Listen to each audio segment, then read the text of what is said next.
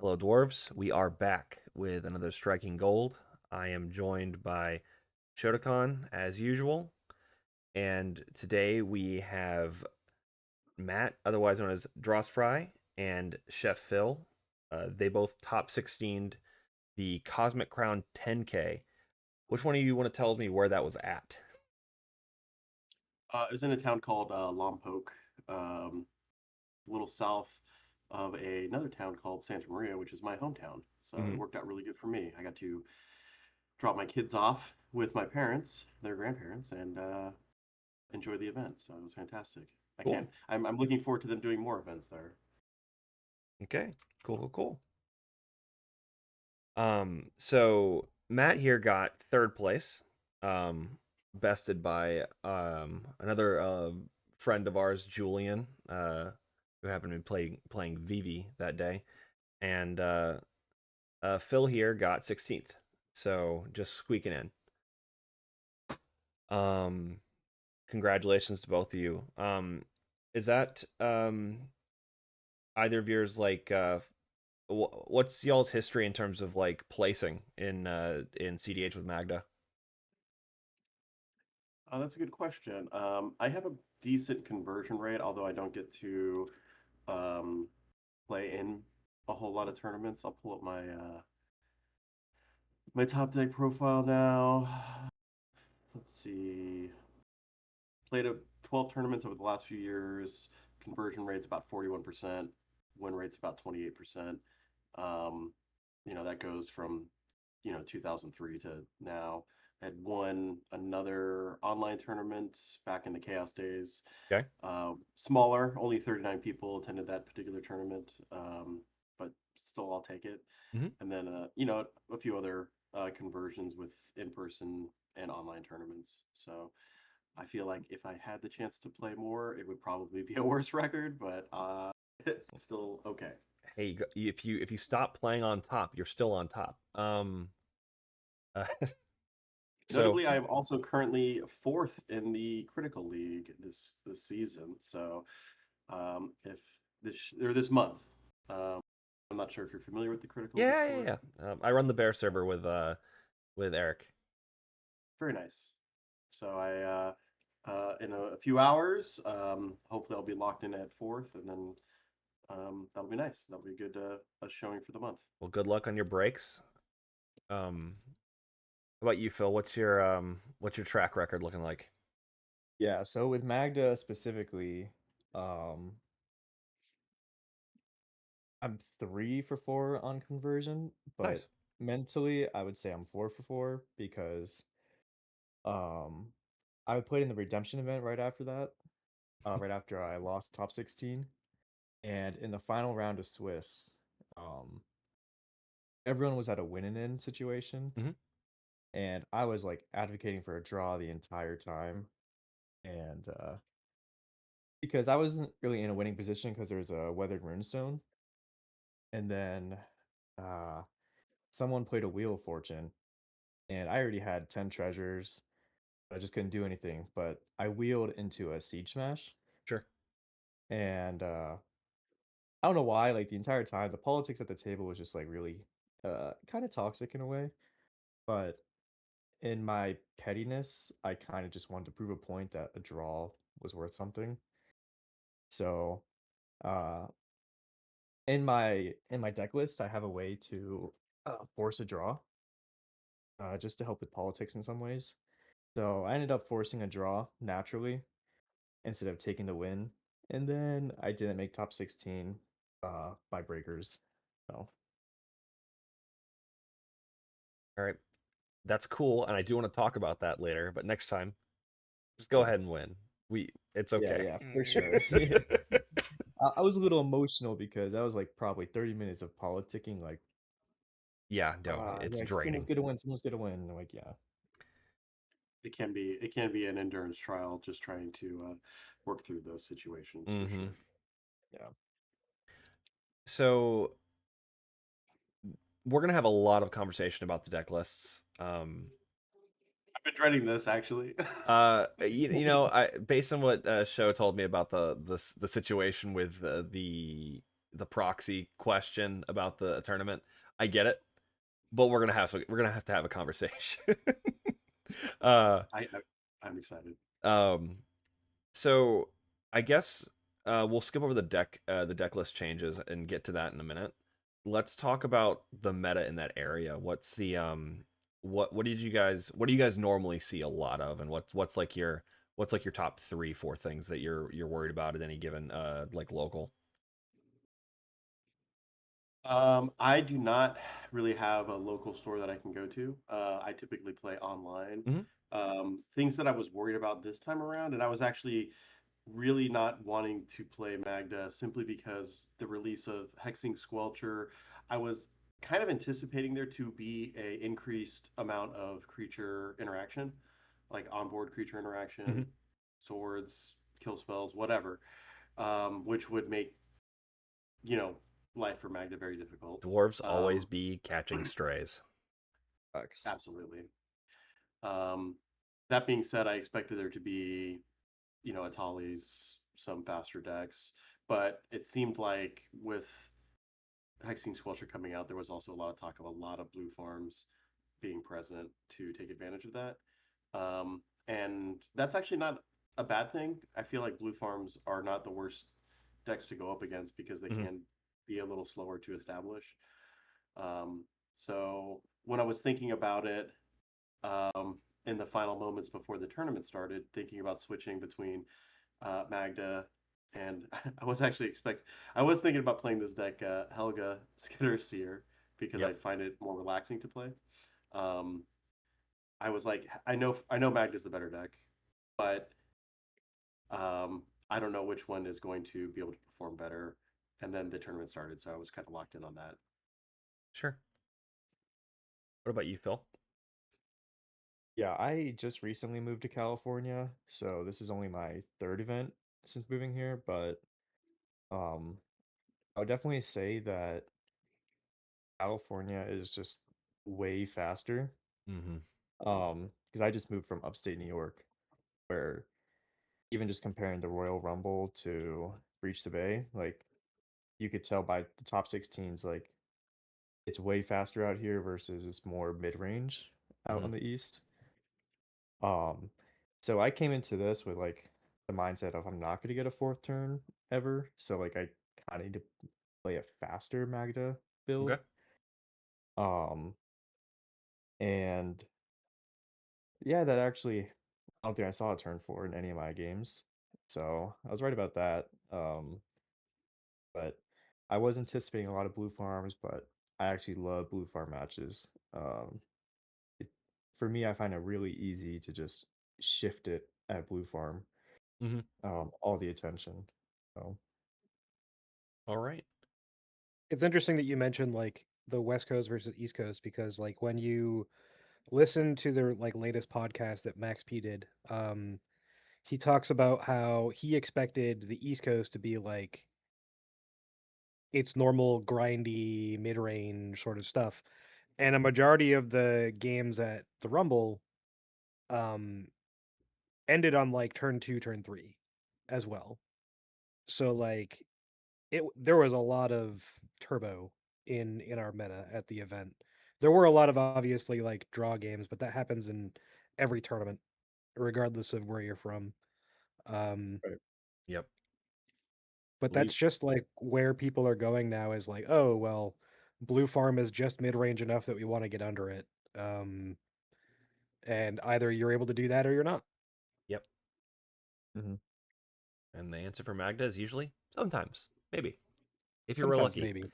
Yeah. Yeah. I crunched the numbers because it always tickles me. It was like 45 or 43% draws at the Rumble. Hmm. It was Wow. it's a very healthy metagame, and CDH has no problems whatsoever, and that's the last I'll say on that. Um, so so it was I guess you didn't run into the squelcher problem nearly as much. I did not see many sculptures at all, to be honest, and there was very little creature interaction. um, the creature interaction that I did run into I was fortunate to be able to be reasonable with my pods in the sense of like I'm a big advocate to try to communicate. I try not to hide what is happening at the table, and I'll be forthcoming with what I'm able to do with known information. Mm-hmm. And if a player is going to interact with my board, I usually desperately try to appeal and just say, I just, won't do anything with this. If you please do not use that. And if you are going to use it, like, I just won't do anything right now, and you can still kill Magda before my turn or something, but you can hold that up for at least a turn cycle Yep. if you're really super scared. Please don't use a sword's main phase. Yeah. Yeah. Yeah. It's always treating your opponents with kid gloves and asking them to think for half a second. The amount I of times appreciate that I appreciate the concern, but I do hope that people can be reasonable. And if they're not, it's still not the wrong thing, I think, to use those pieces of interaction. But if you're given the opportunity to um, use it later, most people are definitely willing to be patient. there's a lot of players that just are not comfortable knowing when to interact with Magda. And there have been like times in tournament where I'm like, this is not the time to do this. Just wait for me to like try to win. Like my combo is fragile. Just swords in response to this. I'll walk you through when to use your interaction if you hold it. Uh, but don't use it now. Like there's these two other decks that are creature decks at the table, and that's another thing. Like you mentioned that you didn't see more interaction, and I actually think that even before Squelcher was like spoiled, there are a lot of decks that started going on stuff like Snapback and stuff, where just adding extra bounces has made a big difference as far as like their ability to interact with creature-based decks as Yep. far as their combos go. So, um, outside of Blue Farm and the basic turbo stuff, everything wins with creatures in some sort of combo fashion. Mm-hmm. So, having the ability to remove them is important. And I don't think Squelcher is necessarily or has necessarily made removal go up.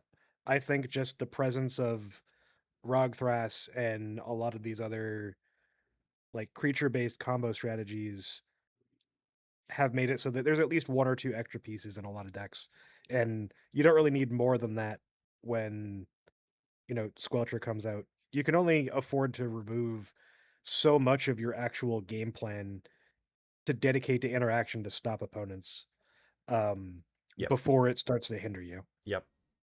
Agreed. It's just beneficial when bouncing your own stuff is also part of your game plan. Uh, so they pull double duty sometimes. Yeah, like Chain of Vapor. Right. Um, I wanted to ask before we moved on to deck lists. If the creature decks weren't like, I guess, super scary or created a meta that was like bad for dwarven health, what matchups do you guys think went the worst for you? I think you only have the one loss, Matt, but Phil had 3, so I am curious about that. Yeah, well, I would say only one of those was like a real I could have prevented that. Mm-hmm. The other two were just kind of like bad situations. I was in a 3 pod Oh yeah. and I was third seat and it was like the first sliver with the sliver tribal and it was like practically a 1v1 versus me and Tejada, but my Magda got static prisoned and then I got silenced on my upkeep and then I just couldn't do anything. Um and then that game on stream with Julian, I probably should have just politicked more and advocated for a draw.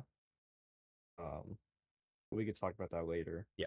And then um, my third loss was it was against a Rocco, and that was just yeah, Rocco ended up winning. I think going against other tutor decks is kind of hard because people will just focus on all right, we got to stop ways for people to tutor.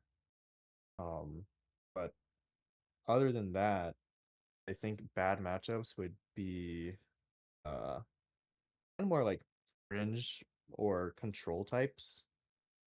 Um, like Tivit or something like that, like they're just always going to be on me. Yep. All right. Thanks for that, guys. Let's poke on the deck list. Yeah. Our award-winning brews.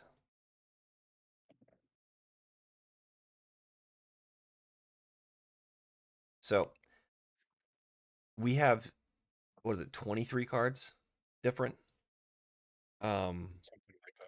That's an incredible amount. So we're gonna start with Matt's deck versus the nomicon, and then we're gonna move on to Phil's list versus the nomicon, and then we'll talk about y'all's comparatively. So the big thing here is I'm seeing one moons. We're on moons. We're on Mirror of the Forebears as like a backup piece. Ariets as a backup as a win con. Luca as a kind of pseudo win con. Nexus as a backup. So I guess my question is, where did you start? I guess before you decided you wanted to play Helga, but had this Magda list, what was the justification for some of these choices? A lot of these were definitely part of the deck um, months to years ago. Like this list has not been maintained. I usually just add a couple cards here or there, but I have not really spent a lot of time maintaining it. That being said, I mean I've played this list for a long time and it feels comfortable to me. Sure. I by no means feel like it is the best version of Magda, um, but I do like some of these cards for what they are.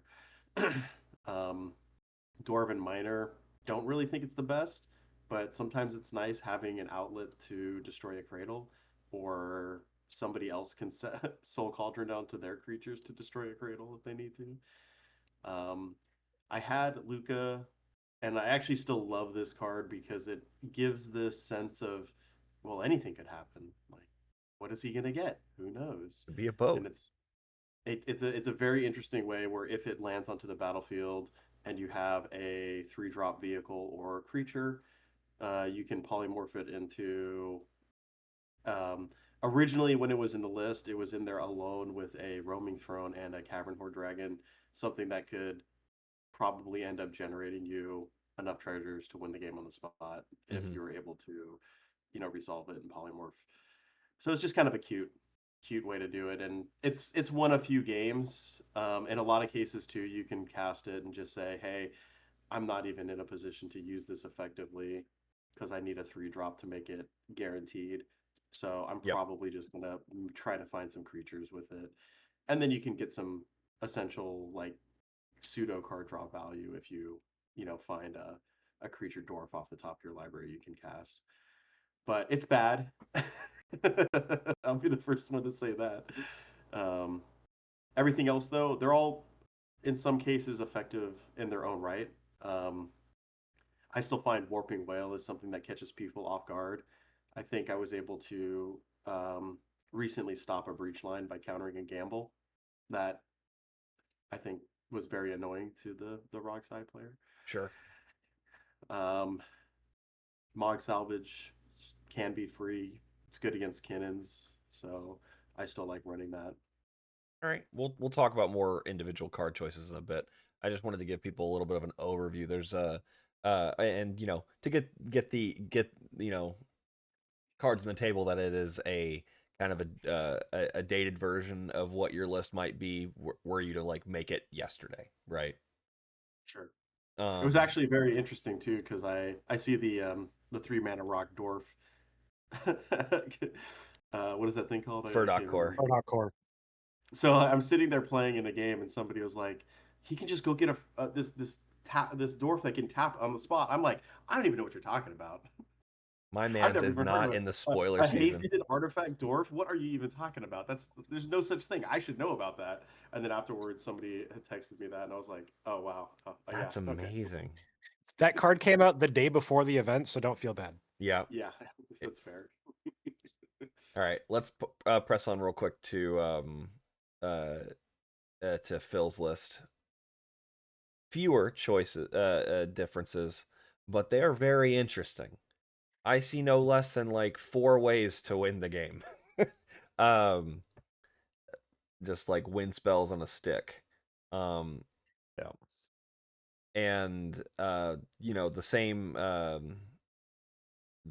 like diamond package, like Mog and Diamond and whatnot. We'll get into that more specifically, but there's you know, cards that we would consider auto includes that are not there, and I'm going to be excited to look into that. Phil, for you, I guess, are you actively updating on a regular basis, or is this was this one also a deep pull from yesteryear? No, this is definitely like an active list. Just for my personal play style, I've made these wild decisions, I guess you could say.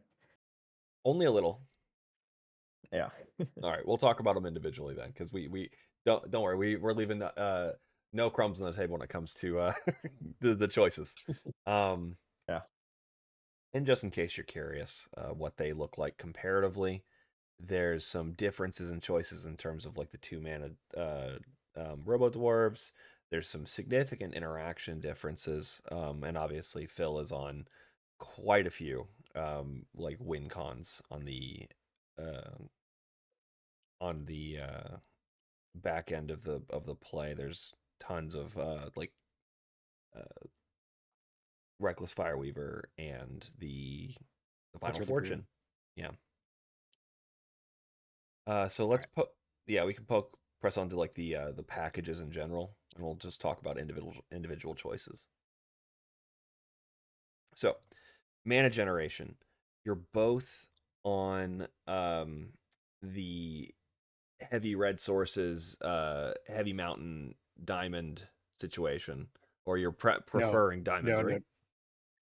They're both on enough lands to play Diamond, but we'll get to the land stuff later when it comes to Drossfry's list. Right. Yeah, you got it.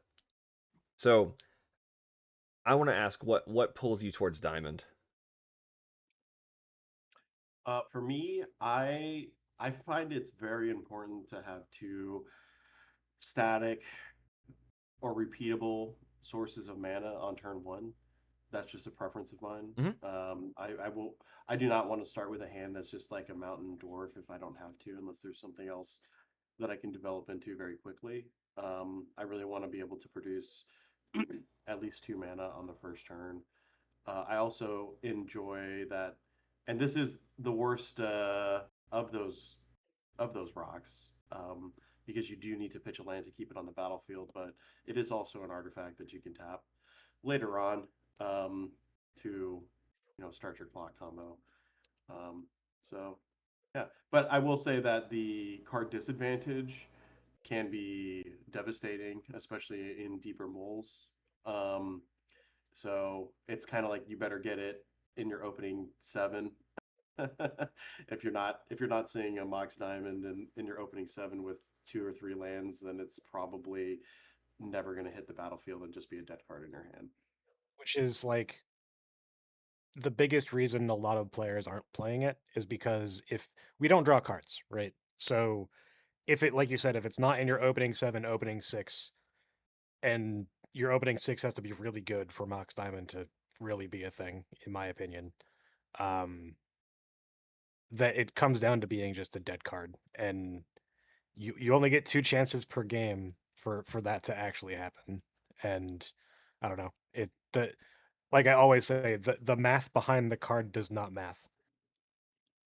I'll agree. Um, I do find the times when I do have it, the things you can do with that extra mana early game, um, can be quite powerful that you just can't do without it. So that's kind of what draws me to playing it myself. What about you, Phil? Yeah, I mean, I just think it's so important to get a bunch of mana as soon as possible. Like I want that turn 1 Magda because I don't anticipate seeing a more than 3 turns. Sure. So that's what I'm trying to like get my win attempt on. And secondarily, how has the play pattern for like Mox Amber been for you in terms of when you're having to sequence it for value with Magda? Yeah, well, I think I always have like really good value with it because I mean, I am consistently getting like a turn 1 Magda and then just having that extra uh free red is always really nice if I just want to get like another dwarf down or something. Sure. It's the opposite approach that a lot of pilots have, where they don't really want Magda turn 1. They'd rather develop something else and then go into Magda turn 2. Yeah, I mean it depends on the hand for sure, but I think I have the ability to just talk my way out of okay, yeah, I got a turn 1 Magda, but don't target me right now because Blue Farm is doing this or whatever. It's really hard on the early turns though, because everyone is still like developing. Mm-hmm. And with Yeah. our stuff being so on board, it can be a problem. And there are so many idiots that just keep hands because it has a bowmaster that screws us. Like, I don't understand it. I hate it, but it happens way too often. Yep. Yeah, that came up a couple times, but yeah. They fear the dwarves. So I wanted to talk about Relic of Legends. Have either of you tested it? I had played with it in the past, but I haven't played with it recently. This was years ago, so I definitely will probably try playing it because it looks like it's gonna work out just fine. Show can attest. Yeah. Go ahead, Phil. Um yeah, I've tried it. It wasn't very successful for me. Mainly just because I feel like I could spend 3 mana on something better that's more beneficial. Um yeah, because I just don't it didn't work out, I guess. I would say consider the math of the I guess the refund it gives immediately upon casting after Magda, Yeah. and that that 3 turns into 1, so it can make sequencing with it a good bit easier. And then if you're getting blown out a lot, it's a pretty decent like insurance piece for that, because it's a rock and a dwarf tapper that makes mana and treasure, right? Right. But if I guess if you're politicking around that, like I guess that first piece of removal, it might have diminishing returns. Yeah, it's just again like I don't expect to see past turn 3, so I feel like that can be a waste of a resource with that mindset. Okay. Um. With your What? hyper focus on at least 2 mana on turn 1, that makes sense for Rite of Flame as well. Yep. Yeah. I used to run Rite of Flame, but I found that it was a super dangerous card in some cases where if any other deck is running Rite of Flame, then it adds to their mana generation, and I felt like um, their decks could use it a lot better than me for having an additional red.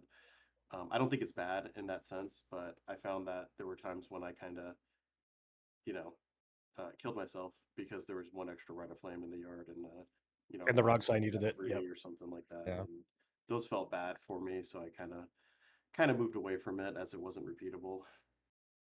Yeah, that makes sense.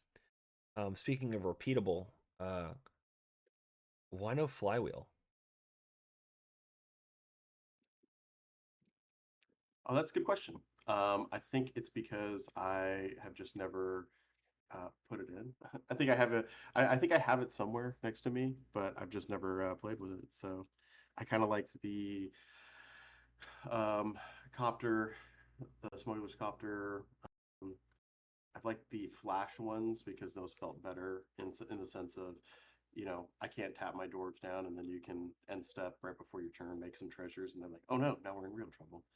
Um, the Flywheel Racer, I don't think I've really needed like another mana rock that that costs mana to do it, I guess. Um, so yeah, for me, I just don't see it as a beneficial vehicle with the other vehicles that I run, I suppose. So the biggest thing that Flywheel Racer does is because our board states all require more than one dwarf for you to really get value out of things. You're basically always in a position where you are more easily able to recast Magda when she eventually dies. There's a lot of games where, especially for me, where I don't have the mana available because it depends on how you mulligan, right? If you're mulligan aggressively for like I'm always going to have 2 mana on turn 1 and then maybe get to 3, sure you might have the treasure available at that point where you can recast Magda, but after that you're screwed. So like getting the ability to have that extra dwarf in play still, as long as it's not armorer, where you can just go, I still have another mana. Yes, you lose a treasure by having to tap your dwarf first, but at least Magda gets to come into play rather than, you know, having to take a turn cycle off. Sure, I can see that. And then why are you not playing Mana Vault? Especially with Um, how many of our 3 and 4 drops just say no, I like should be. those are the I things should be that playing. say I winning. should definitely be. I should definitely be playing Mana Vault. I don't have a good reason for that at all. Okay. I'm glad it didn't stop you from winning. Very happy. I'll be honest. I was very surprised that I was able to do so well with this particular list. Um, at the same time, I think Magda can just be resilient in a number of different ways. Oh yeah. And I don't think that. I mean, I enjoy the fact that you can have so many differences and still have similar results Yep. with the list. I was telling Show that last night when we were working on this that I was like the fact that 23 cards different and what we might call a few suboptimal choices or a handful, and it doesn't really seem to like kill the deck in any meaningful capacity because like the core 30 or 40 cards just do the thing. And the thing is just really good and it allows for a lot of expression. So it's good to be a dwarf. All right, next package, RoboDwarves. So I want to start with Phil on this one. Why are we on coding? Yeah. That's more for like if I have the extra mana available early, Mm-hmm. I'll just play that down and uh it can just really help with not having to tutor as much. I could just make my artifact dwarf right then and there. Um, because most of the time I am trying to win off 5 treasures, not 10. Sure. But that's pretty much it. Remind me, which RoboDwarf is he not on? He's not playing for Core Right. at the moment. Um, it Yeah. was Dross that's not playing Mimic. actual RoboDwarves. Yeah, Yeah. Mimic. Yeah. So I mean, I guess my question was, would you be looking to upgrade liquid metal, or do you like the utility of one? Well, it's only 2 mana, but also the fact that Ferdok Core does tap for mana and make a treasure on its own without summoning sickness. Yeah, I think I just like the fact that it's 2 mana. Okay. Um, because like when I get that mana vault or something, having that extra mana just really pays off, I feel. Have you considered pseudo the pseudo robo dwarves like stalactite dagger? I haven't really looked too much into those outside of the Magnomicon. Okay. We'll be talking about Stalactite Dagger a lot at the next Dwarf Day, Yep. and It's it will a be going in the Magnomicon like whenever I update it this next week. Yep. It's a wild card. All right, Matt. Next is Becoming.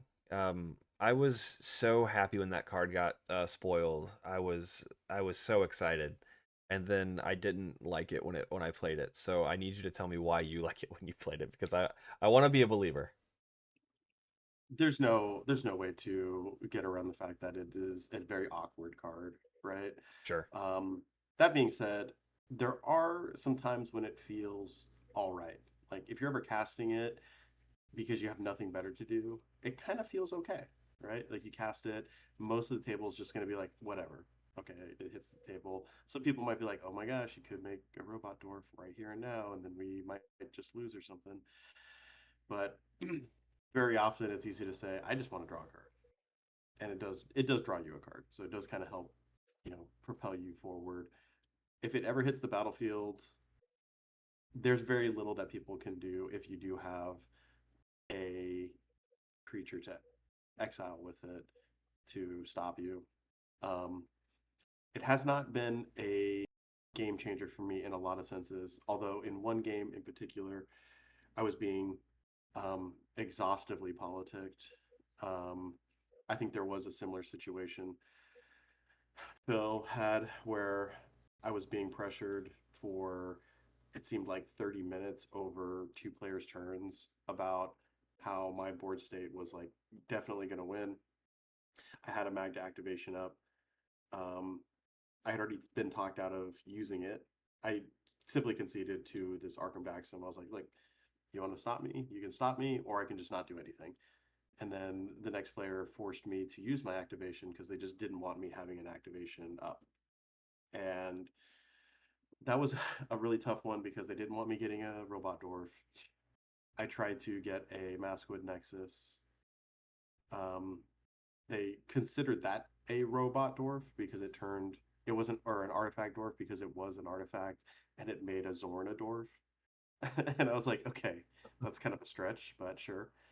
And as I was thumbing through my deck, I didn't want to get a One Ring because they were going to shut off another player's One Ring with a uh, Disruptor Flute, and there was very few other things I could get that did not pose as much of a threat.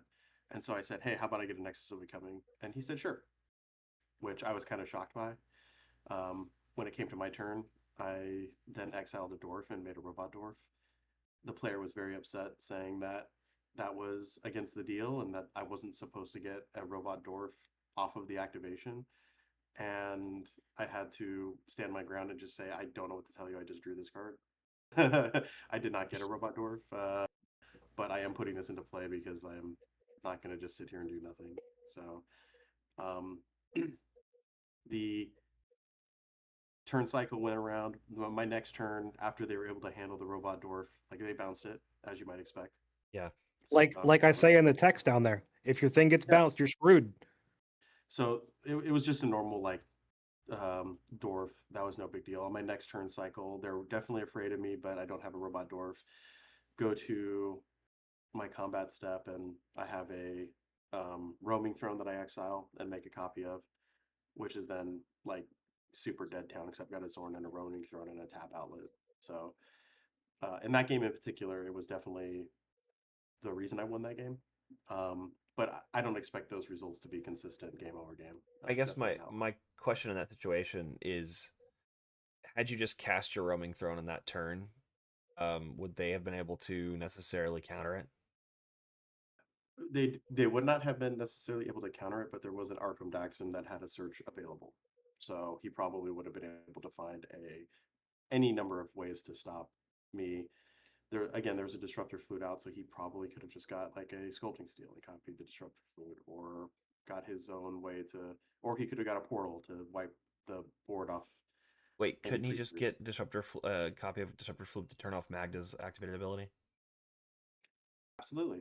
Um, so the the one activation and the known information going around the table, it definitely, like I said, was a lot of talking about who's doing what, when, and where. Gotcha. Um, but the by the time it came to my turn, there were so many pieces of interaction used to stop both Arkham Daxam and this other player from winning that just exiling one card without having to cast it got under their remaining interaction, which was more just counterspell interaction. Okay. Yeah, I mean that's definitely one of its upsides. But did you naturally draw into RT the next turn? You know, I had it in my hand when I got the Nexus of Becoming originally, but I did not want to exile that particular piece immediately after having that conversation. That's Putting a regular dwarf on the battlefield, I really didn't want it to be like, hey, look at this, I got this. And I knew that even if I had put out the roaming throne, then sure. I would have to still actually tap my dwarves in combat, so I still would have been stopped.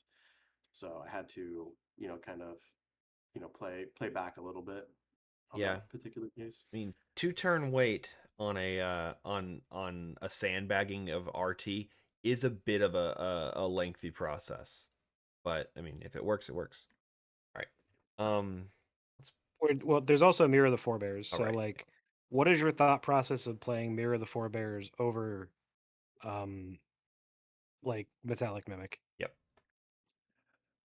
Mirror of the Forebears, you can get through a Grafter's Cage. That's pretty much it. I It's a mean, we niche have space that at the, doesn't like, yeah, it's old tech, right?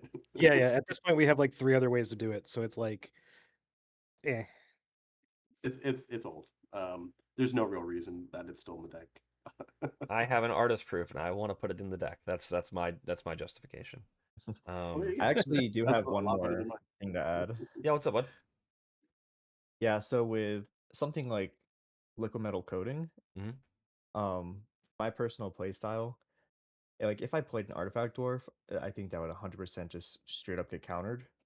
Whereas I could play liquid metal on like turn 1, turn 2 or something, and I can talk my way out of like, okay, I don't have 5 treasures yet, like I'll still need a turn or two. So like don't counter this yet, just like wait for me to get to those treasures. And then I'm also putting a time clock on the table. Like Yeah. obviously like you want to know that okay, I'm going to force somebody to like go for a win attempt while like 2 other people have ways to stop him. So this is like also a way I use to create a window for me to push when I eventually do get those treasures. And that's I an am surprised that they let you have the card to begin with. yeah, it's more easily counterable, and it's also so that's the thing is that because it activates to create or to create your RoboDwarf effectively, Mhm. that gives you an opportunity to go over top other interaction or like you are 2 RoboDwarves deep at this point, and it gives you an interaction point to create said RoboDwarf. And non-dwarf players, don't listen to this. I want you guys to be in the dark.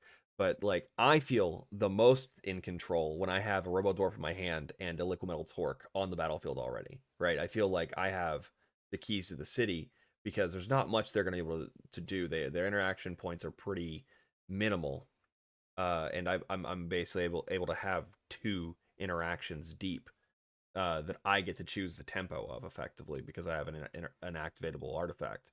So, I do think there is upsides for cards like those, but it feels like it that worse players let you have those kind of erroneously. You know what I mean? Yeah, I mean, to a degree, it's just like you gotta say, like, dude, Rogsai, are you gonna waste a counterspell on this when I still need 2 turns to win? Or are you just gonna let Rogsai have like an open window because you wasted your counterspell? Sure. And I think that's also like very meta dependent, Mm-hmm. right? Right, Like, right. because if you try to do that here, it's they're just going to be like, no, this is getting countered. Either someone else will have the counterspell for Rugzai, or we'll lose the game. It's fine. But I'm not losing to Magda. That's Pretty the much. yeah. They Yeah. they, Wow, they that's hate wild. losing to onboard tricks. I don't know what it is, but there's something bad about CDH players' brains where like if it's on the table, it is a worse thing to lose to than someone having a win in their hand. It's wild. All right, let's move on to the next package. So These are the independent treasure generators. How are you guys both feeling about Gimli as of today? I don't really care for the card, but like I can't recall a time when it's actually made contact and generated a treasure. To be honest with you, I think it's probably better to swap it out for a the ETB that like destroys an artifact or creates a treasure. We'll get Plundering. there. Yeah, we'll get. Yeah. How about you, Phil?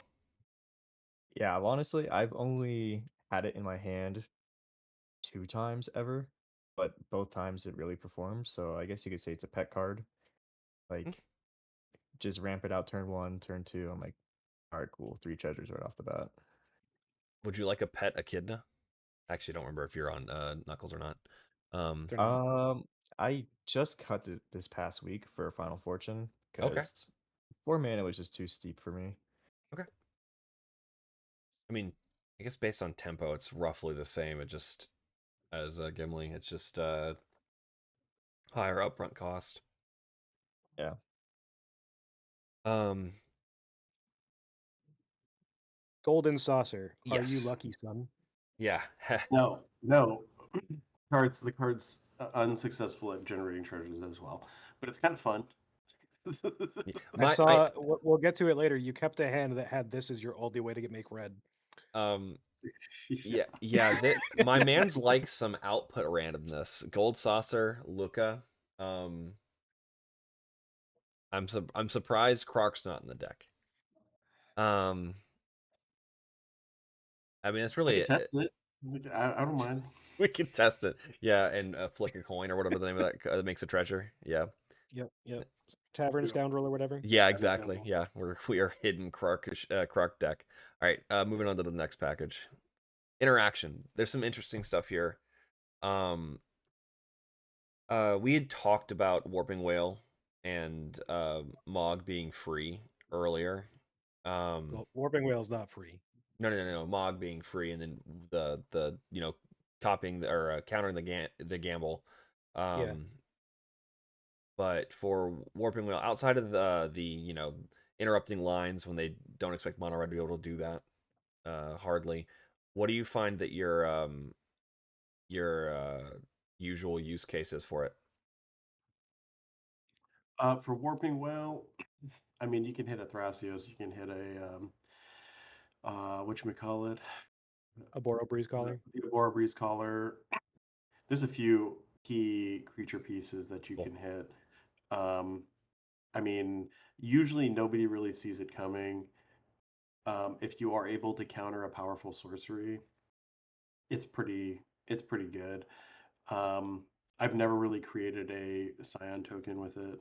Um, so yeah, I mean, every now and then you just have it to hit a particular creature, and usually the table just goes, God, this is such a bad card. And I think it is this complete joke, but in some cases, if you get somebody with a warping whale, it could be like a complete mental demoralizing moment that just throws them off their game. Yep. They tried to demonic tutor with their Born Upon a Wind, and you're just like, no. And they're like, what? Yeah, a Wait, warping whale, you man. had no red mana. I thought I was safe. Exactly. Exactly. I think my best high roll that I had with that was back in the dockside days. Since I was putting a dockside on the stack, and they had the colors to and the mana to get just a meal and flicker, and um, it was pretty much like everybody was looking pretty down, like we are about to lose on the spot. And I was able to warping whale somebody's Esper Sentinel, so the dockside wasn't able to generate enough treasures for them to activate, to say. And that was the best because it was a win and in for a tournament. So everybody had a nice sigh of relief in that moment. But at the same time, it's just kind of like an interesting piece of interaction that it probably has seen its time and is not the worst if it would ever leave the deck either. Okay. I'm pretty middling on the card. It's mostly I'm not really worried about not casting it anymore. We used to be. I don't think that's really a concern that much anymore. Um, I did want to I guess Siege Smash, much like Mog Salvages, is it mostly for like Kinnan stuff, or are you preemptively popping like artifacts and upkeep to take people off win lines? Phil? Yeah. Um, yeah, it's mainly like Mog Salvage specifically is mainly used defensively. Just like stop other people's combos or whatever, Sure. like Basalt. Mhm. But Siege Smash, um, that's actually for like getting rid of the Disruptor Flutes or Weather Rune Stones. Gotcha. There is like a little bit of stacks in the meta. Okay. Like there was a Winota in the top four, and he's someone I play against pretty regularly. So yeah, just keeping that in mind. I'm excited to look at their list. Me love Winota. Yeah, Siege Smash is in and out depending on like what the meta threats are, I guess in the Northeast for show, right, bud? When's the last time it was I mean, in? what? Mog Siege. salvage? No, Siege. Oh, I mean, Siege is really strong. Like, don't get me wrong, but like we just have such problems with deciding what we can afford to lose and what we can't. Mm-hmm. That like for me, stuff like disrupting flute and um pithing needle do a similar thing as like they take people off of the most important part of their combo line. So like I don't need to worry as much about removing the actual artifact itself. Um but yeah, like it was really good because, the Northeast forever has been Kinnan country. Mm-hmm. Um and it got to the point where I'm just like, yeah, this is cool in these specific situations, but like it sits in hand so much.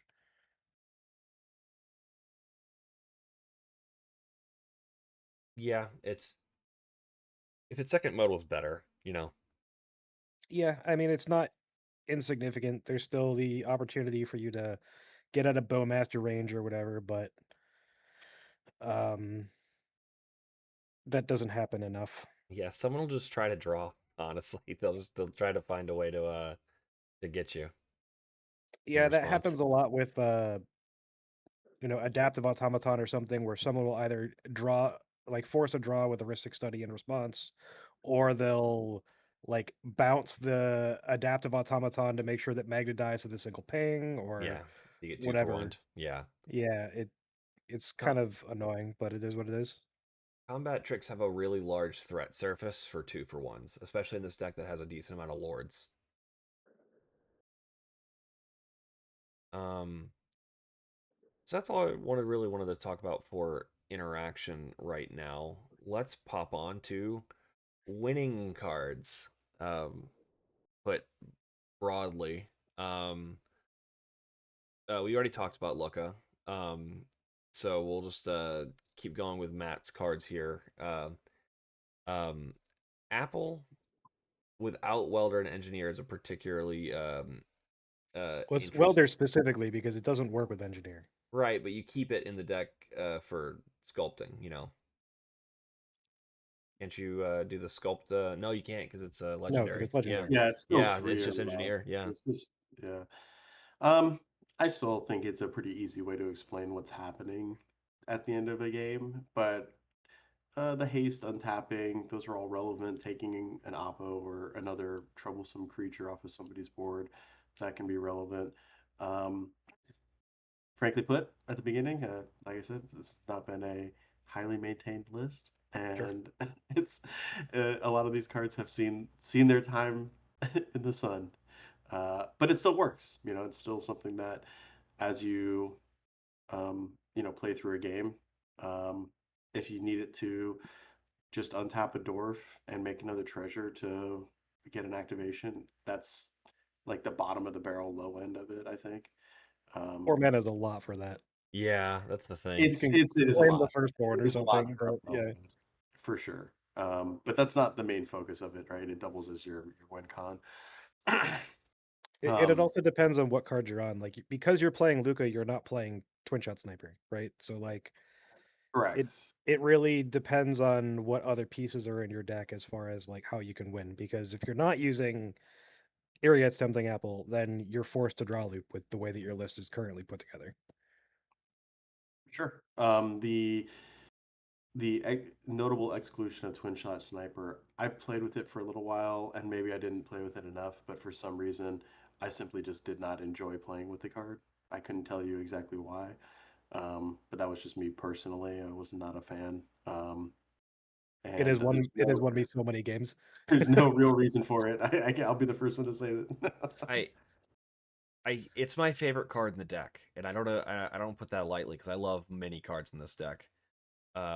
Like it is Red's Otawara, and it's not even close. It's just it does exactly what Red needs to do without casting a spell, and that usually is unlocking the table so the blue farm can interact with the other blue farm that has a abolisher, and that's kind of the floor of the card, is just being able to kill silencers. Other than voice. Yeah, Yeah, I voices think are with Squelcher being added into this meta, I'm gonna have to just play with the cards I don't like because they are better. you'll learn to I mean, like like it. I was gonna you, have you, to go. you're playing camera. You're playing other things. Like we'll get to some of the land stuff in a bit, but like there's just so much overlap as far as how you can like compartmentalize your wins just on cards that are in the deck, Mm-hmm. that it's hard to not do that to improve card quality, at least in my opinion. That's, I you agree. know, as much as we can get to no bad cards, that's where I want to be, but I understand people want to have comfort picks, or they feel like there are certain things that can be beneficial.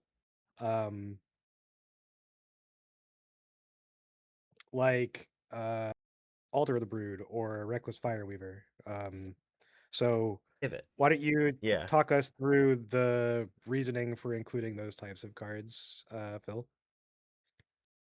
Yeah, the main reason is honestly because whenever like I get really close on time or where like people will just slow play, like I run into that so much. Mm-hmm.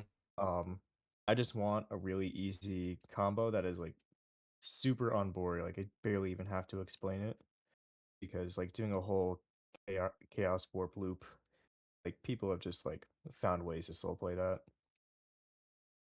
Um, so that's pretty much why I just opt for, this is really easy to explain, especially if it's like someone who's not that experienced with CEDH.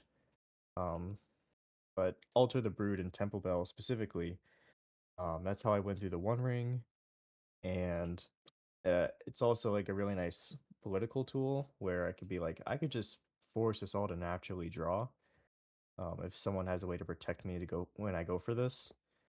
But um, most of the time, people do have ways to just blow me out.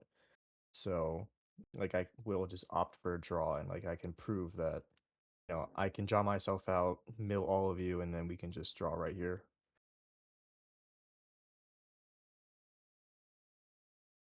Wait. I mean, I guess if you're locked into a spot where you can't refill your graveyard, refill your deck with your graveyard, um, you can't just win in those situations. Well, it's more of like if two people have interaction to stop me, and I Mm-hmm. can only get past one of them or something. Like Yeah. I'll ask the other guy who's in the losing position with interaction to protect me, Gotcha. and then we can get the draw instead of just losing. Yeah. Um, I get the feeling that most situations where you're going to be able to protect a draw in that situation, some cobbling together of, as long as you're acknowledging you're not going to win, right?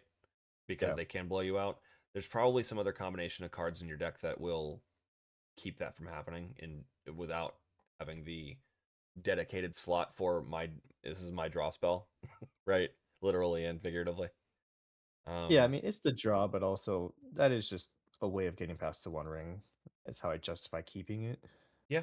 Um, Well, you're especially on because, God Pharaohs, right? well, this is more for if I'm like trying to win on turns and it's someone else's turn. Sure. Um, and I can't just do stuff on my end step. How many times has that actually come up for you? I think only three, but that's Did you kind of win those random. It games, happened or three did times. you? Were those games? Yeah. Okay. That's fair. What's the replacement card for Spine Show? Is it Meteor Sword? Meteor Sword, yes. Yeah. Have you looked at that at all? Yeah, honestly, it should replace it. I just haven't gotten time to actually get it. Sure. Yeah. I mean, it also gives you Angel's Grace drop fall off Right. protection. That's the only reason I mentioned it. Um, how are you liking Final Fortune? I guess how often are you winning with Final Fortune when you cast it? I guess is the better question. I don't have too many games on it, Okay. but I do like it because when I do like get pretty close to turns, Mhm. I'll just use that. Um, or if I'm at like 4 treasures and I'm like, oh, if I just get this next turn while everyone is still tapped out because we're only on turn 2 or 3 or whatever, like then I'll just use that. Yeah, you are an aggressive character when it comes to. I had also been on Final Fortune until Sure. very recently, especially for tournament play. As like sad to say, the low end would be a whole stack battle taking place, and we're moving into somebody's turn, and you just Final Fortune to take maybe the last turn of the round, which feels bad, but like you can do You get a draw as opposed that. to you get a draw as Yeah. opposed to a loss. But I felt like there were so many times when I'd have the card in my hand and it was never appropriate to try to use it that I just had to move away from it. And it did. I don't really miss it.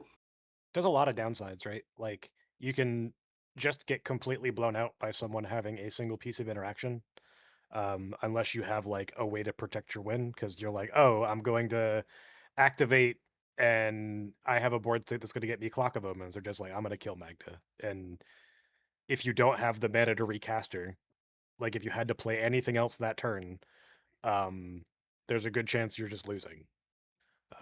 Yeah, and I found my playstyle is a lot more patient, anyways. So I find Final Fortune is one where you maybe want to be a bit more aggressive. So I would just never be willing to, risk it. I'd just hang back, and it would usually just be a dead card in my hand. Yeah. Great. Thank you. So, big differences between you guys is there's a lot of denial cards in your list, Matt, and Phil, not so much. So we moved off the moons, what, around like August, July, June, somewhere in there? Like completely? Middle of last year, I want to say, is when I the experience that I had with these cards and like talking to a lot of top players about them, and seeing their impact, how often they got stuck in my hand, and the amount of times where like I'd play it on turn one and someone would be like holding up mana because they wanted to like go and tutor for something, and instead they flood mod my Magus of the Moon and time walked me. Like got to the point where it just, I don't know, it's too reliant on like varied game state to the point where it's far too inconsistent to include, in my opinion. And you'd often end up just 1v1ing someone for third place because they're using resources to waste your time so that they can play the game. And now you're both, instead of being ahead of all three players, you are behind the two players that didn't spend anything removing it. And usually, or it happens in two different ways. One way is I'm not going to get another turn if I don't blow this, like you said, this tutor mana on Floodmaw to get my next turn, wasting a card, but they wasted your entire turn. Or they play under it for 3 turns and then just have accumulated the win in hand and just waited for someone to Bounce it. bounce it, and try to Or push, and they just push on top. It just it's the same thing that I've been experiencing with Damping Sphere, is that yeah. like even in like the Cradle meta, every deck is running like 5 or 6 ways to bounce things at the moment. Mhm. So you just get in these situations where they just bide their time for like 3 turns, and if you haven't won, then they're just bouncing it, and then they're fighting each other, and then you either draw the game or lose. Yep. So all that said about our experience, what's been your experience with your kind of cradle and denial and just general um land stacks package there, Matt? Yeah, I mean, I think I think that they're definitely the same. Very similar experiences. Although more recently, whenever I've had a Blood Moon or a Magus of the Moon specifically, I'm usually not just casting it blindly. It's pretty easy, I think, for me to say anyone here would probably be able to understand a board state where you don't play it, even if you Yep. have it in hand. I Hmm. mean, then it's a dead card, which is kind of sad. But even in those situations, it's not the worst thing in the world to say, "Hey, I think this guy's like in a good spot," and you're asking maybe somebody else who you're worried about, and you say, "I can put this out, but I don't think it really stops him, right? Like, do you think I should just keep this back or hold it?" And you can still get some value off of being a reasonable player by not casting the Blood Moon, even though you weren't maybe intending on casting it at all, anyways. Um, that's the best that I would try to leverage that card in those situations where you Yep. know you're not going to cast it anyways. Is still say, look, I feel like I'm behind. I'm showing that I'm weaker than maybe you actually are, and that I have a dead card in my hand that doesn't do anything to actually stop the major problem, which then you're, highlighting this person over here is probably going to win. And if I do cast this only card that I can cast in my hand, then they're definitely going to win. And then that just hyper focuses on those that are the problem because you have not locked the table out of interacting with that player now, right? But is that better or worse than having other options? I think it's probably worse. Uh, there are times though where you can play it early enough, and you do get that situation where you lock them out of the board state, and you're able to just win because nobody else can play the game. Um, Dwarven Miner Mm. has more of that same political aspect to it. Realistically, though, I'm probably never activating this ability that's on here. The strip mine is kind of an interesting one as well, where you can appeal to people who have cradles that they only use it for certain amounts of mana without actually giving up the fact that you can tap it for colorless mana. You do have to keep it open, but you're probably going to tap it towards the end of a turn cycle when they Hmm. have tapped their things out anyways. So it's all, situational, and I don't know. I still think Strip Mine's a great card just because it can hit any land. I don't know. It's fine if we lose a land every now and then.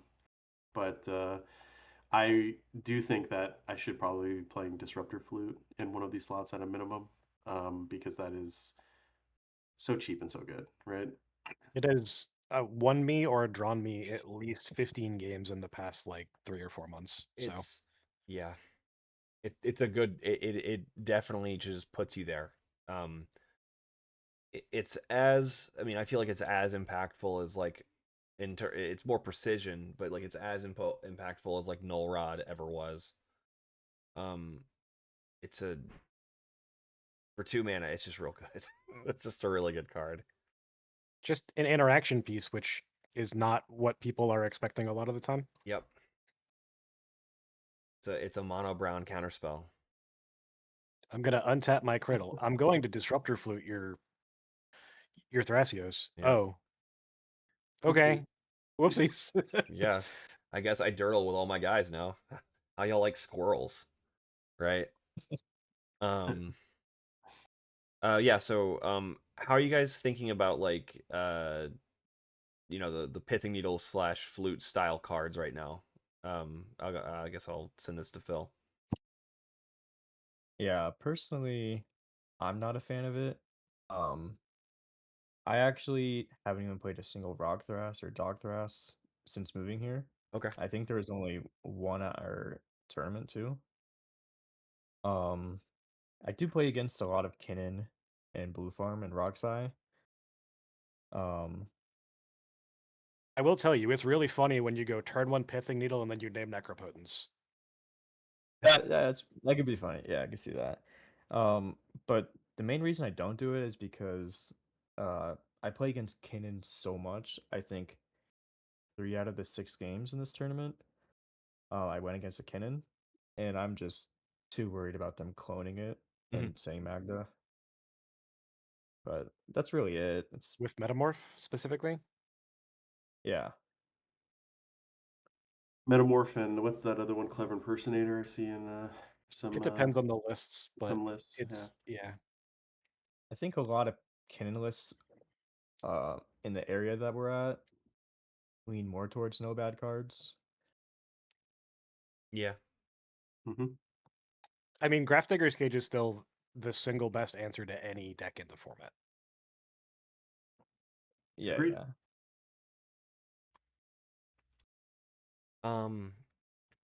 So because you guys are on Diamond, you're obviously not on all of the MDFCs. They're Both. not on any of them. I know.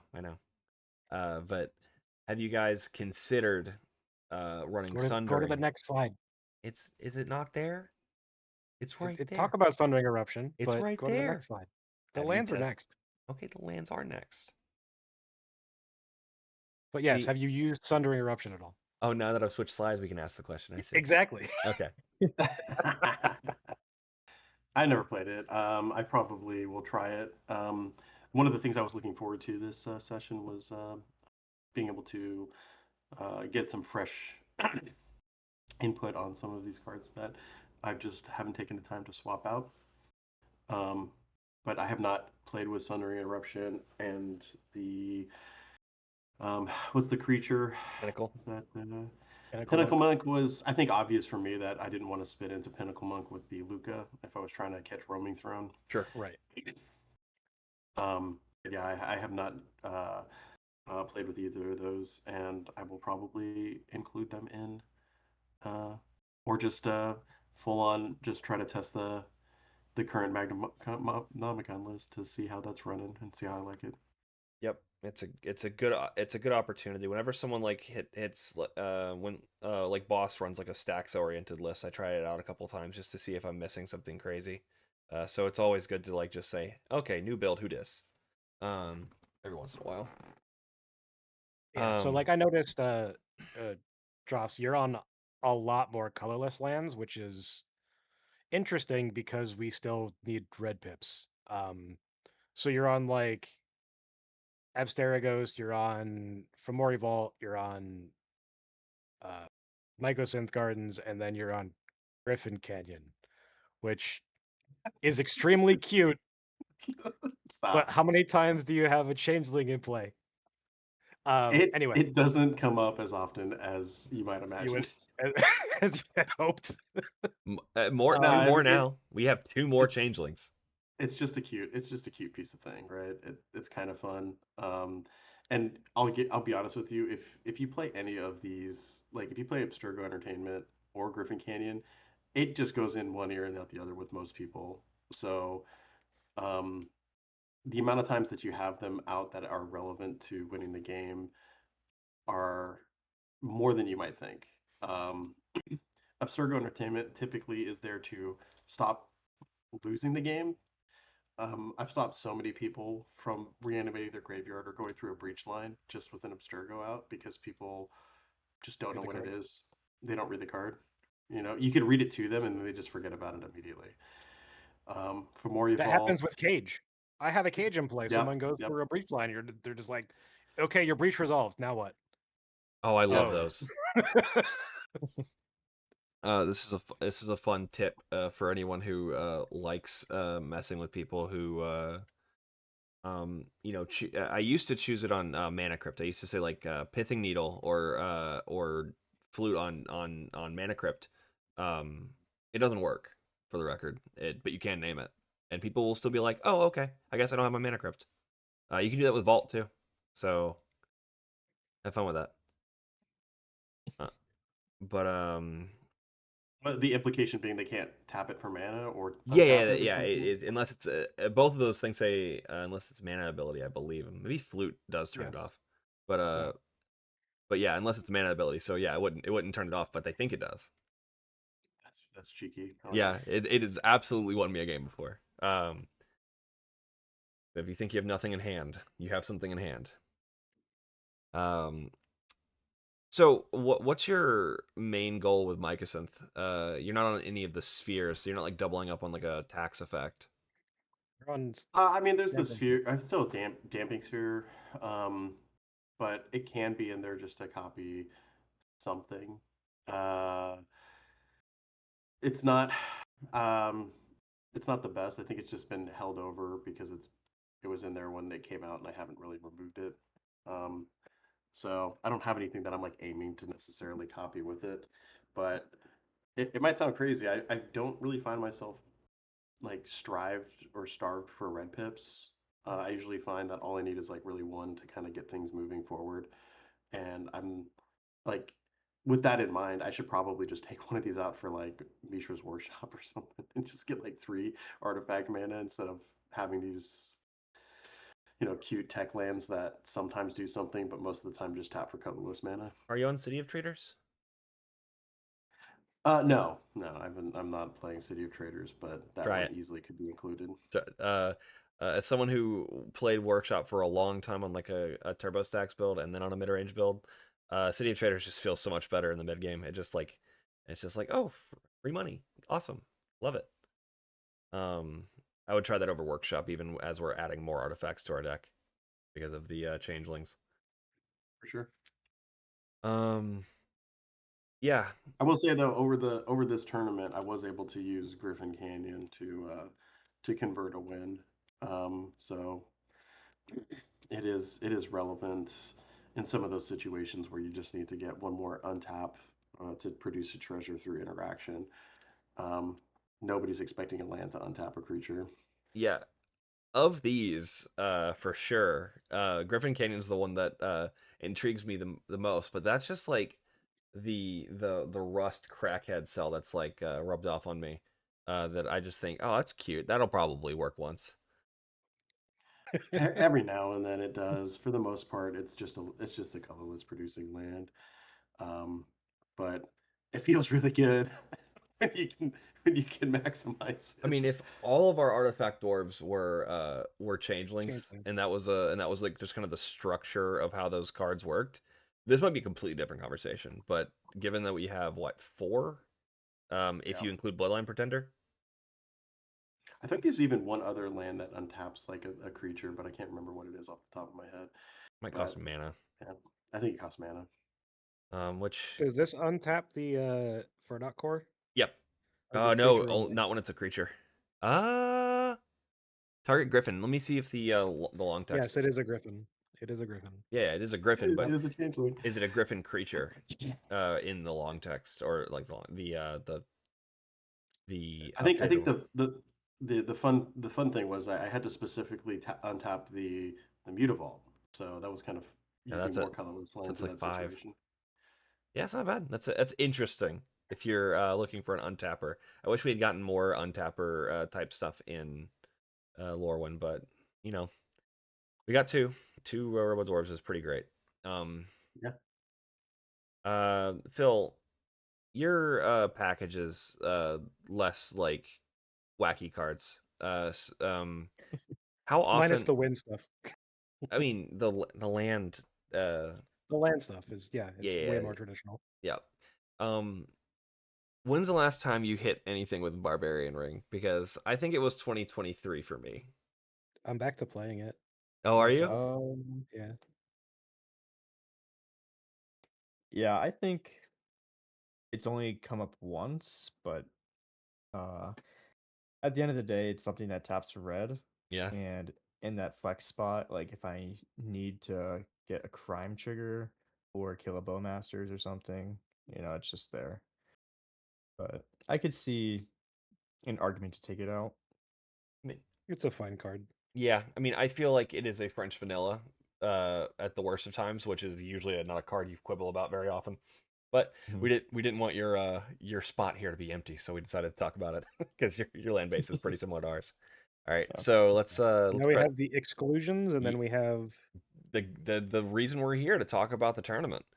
So, let's stay on Phil for a second. Let's work backwards. Okay.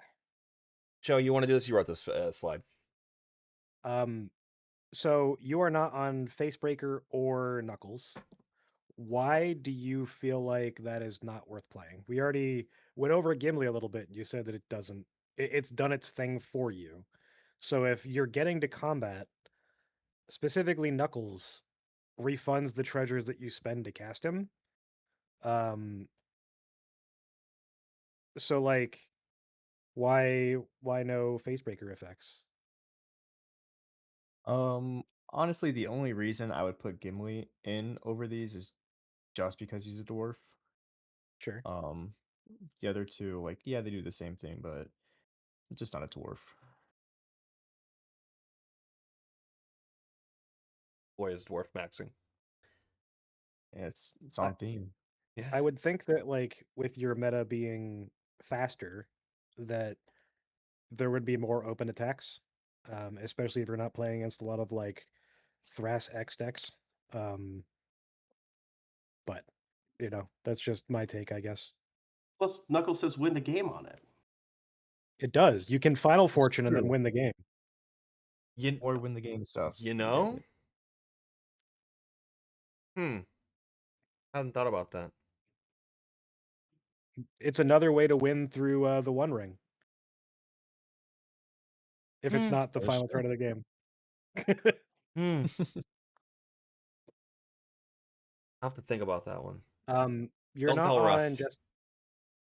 Jessica's will. Yeah, so that specifically, um, like I can admit that is like such a good card, and it's so good in this deck. Um, but I could just never get it to resolve. Like that's just something people recognize. Oh, we're gonna give Magda a bunch of mana and some cards. It just never works. Like if I could run a Wheel of Fortune and have that resolve, I would do that. But that's just not something I can actively get to resolve. If people are actively showing me counter magic, I just go, if I draw a roaming throne or something with this, I won't play it. Like, don't spend interaction on this when it's needed for a win. Like, half the time that I play this card, I get a land, a 1-drop dwarf, and like a vehicle or something. And like, sure, I that was helps our board, but like, it's not game breaking for our opponents.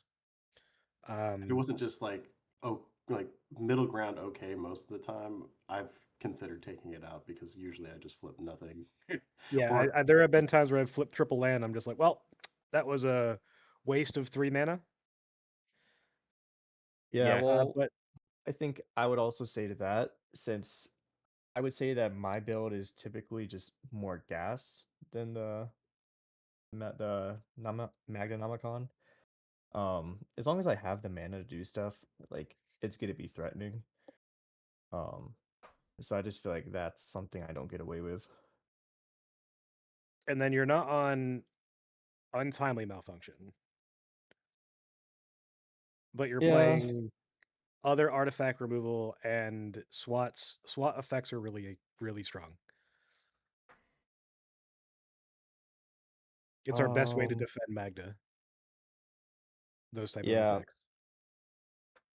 I think I should be on it for sure.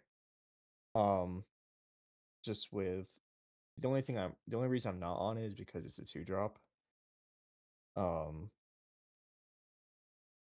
and if I'm spending 2 mana on an instant, like for me, I want to either have a split second or There's only 2 cards that have split second.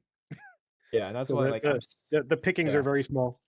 exactly. So I am like super light on interaction, and I really just rely more on my politics. It also Um, depends on how often Oppo is used in your meta. And if you're playing against a lot of turbo just jam, you're not going to see a lot of opposition agents. So you might need less interaction than, someone in a more mid-range meta. yeah, and it's honestly like I said back before to that Winota player. Hmm. Um, they are the main reason why I do run a lot more interaction.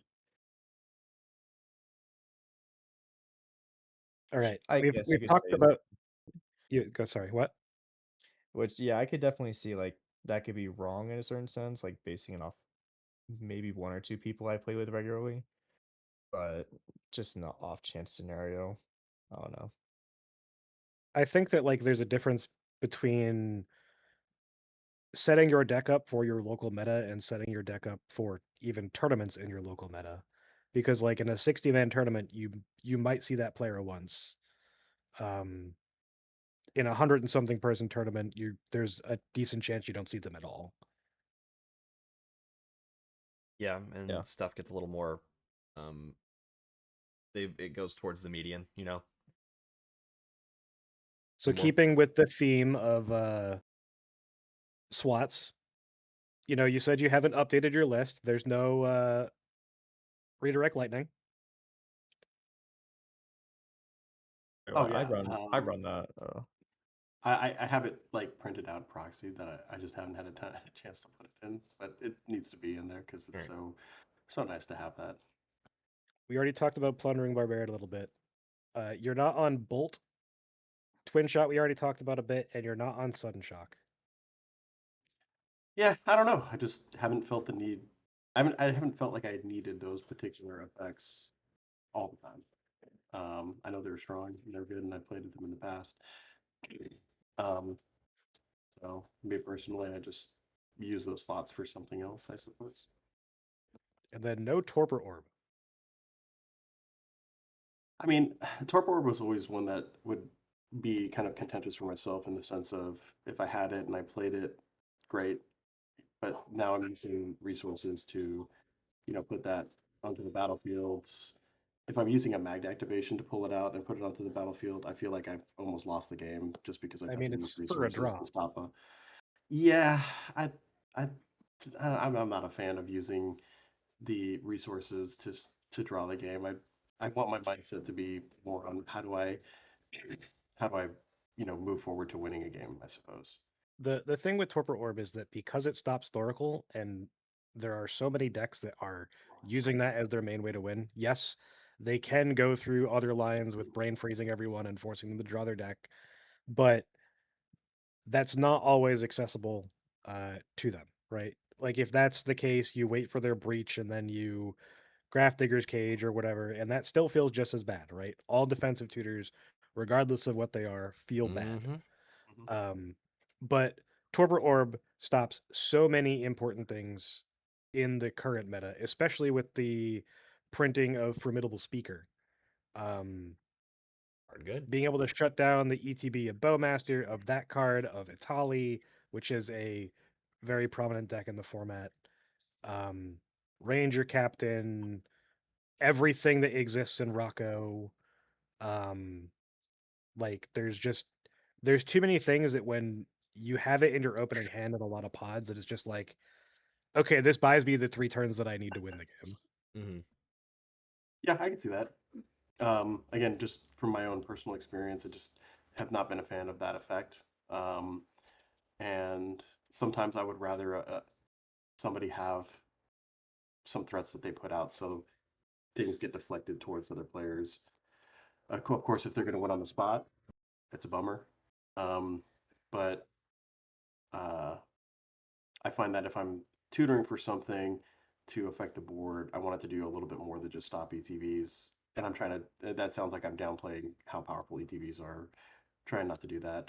Just, it's not helping me win. It's just helping me not lose. And I mean, that's that's the case with something that, Godpharaoh statue. That's the case with Damping Sphere. It's the case with like literally every Stax piece that we play other than Cage.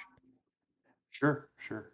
I think the one that I typically try to get out to stop a lot of those um, other pieces, and it's a case by case basis, but probably is going to be the damping sphere to make it much more harder for somebody to cast, but still let other people cast in their place, right? To interact, so that helps them use their interaction. If Torpor Orb's out, there's like no reason for anybody to use any interaction because it just doesn't do anything. In some cases, I can see what you're saying, but like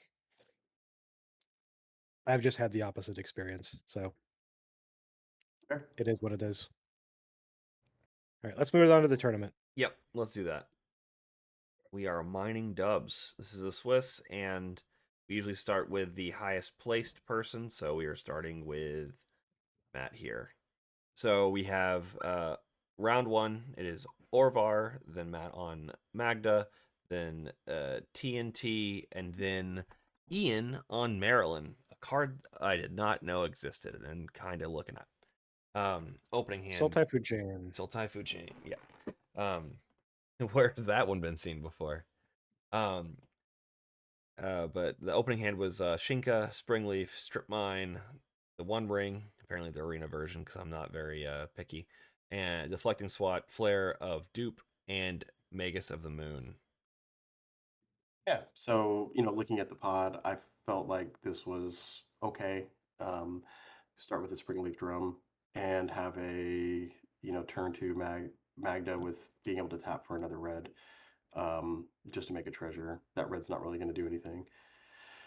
Um, Turn 3, I can play a Magus of the Moon, which is probably going to host 2 of these decks. It's probably not going to hurt Orvar that much, Mm-hmm. but Orvar is a very, unique deck, and I think the other decks are going to be kind of wary of what it's doing. Mm-hmm. Notably, in this particular pot as well, um, it was Higher playing Tim Thrasios, who is a well-known strong player, Yep. and Ian playing Comedian playing the Marlin, so playing some new tech on that Mm-hmm. side.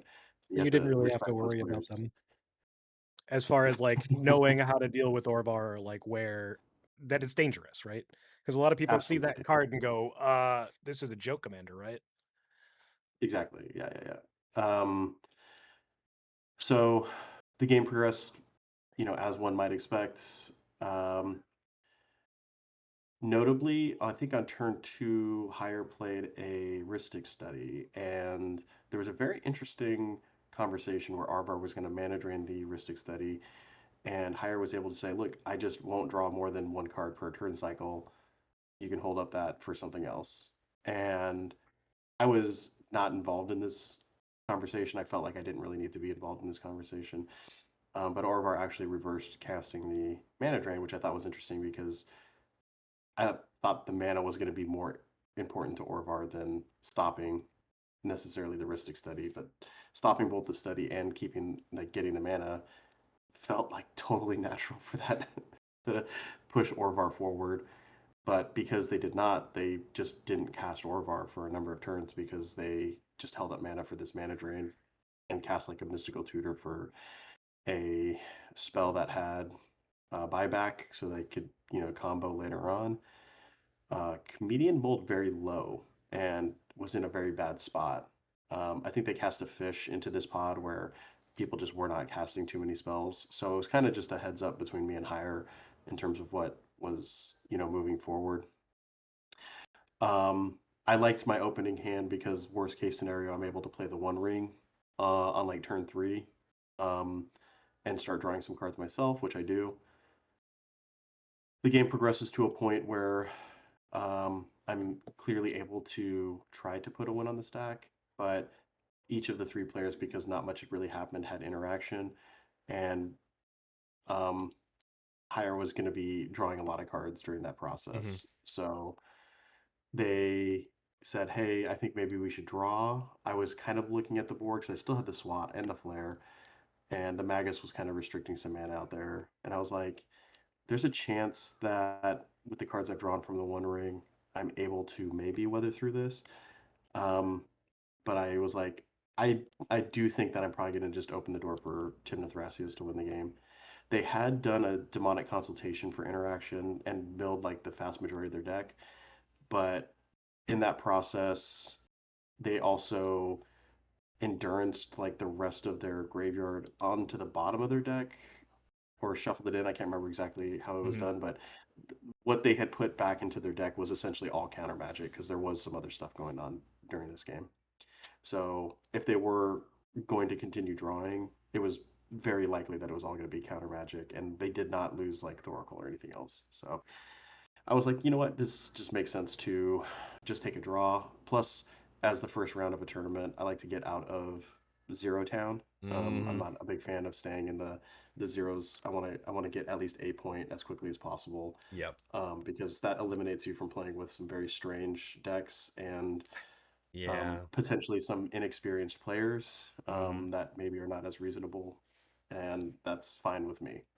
The, I've the, I've had that happen though as well with like drawing in the first game of a tournament also puts you with a similar type of player that overvalues draws, um, which sucks. But it 1 point is better than none. yeah, but when you're Absolutely. 003 by because you're in that group, but Yeah. I think I'd rather be in that group than the people that use their one piece of interaction on a solo Magda on board and then just lets Rogsai win the game. I'll take that Absolutely. like every day of the week. All right, let's move on to round one for Phil. Cursed. Um, sorry, buddy. Yeah. There was just like some hiccups happening with the player meeting. I don't think everyone got dropped until after round one. Mm, So there were a handful of other tables that were 3 pods. There's actually a 2 pod next to me. Um, oh dear. so that was just like something I was a little salty about when we were actually in the round. Um, but at the end of the day, I was like,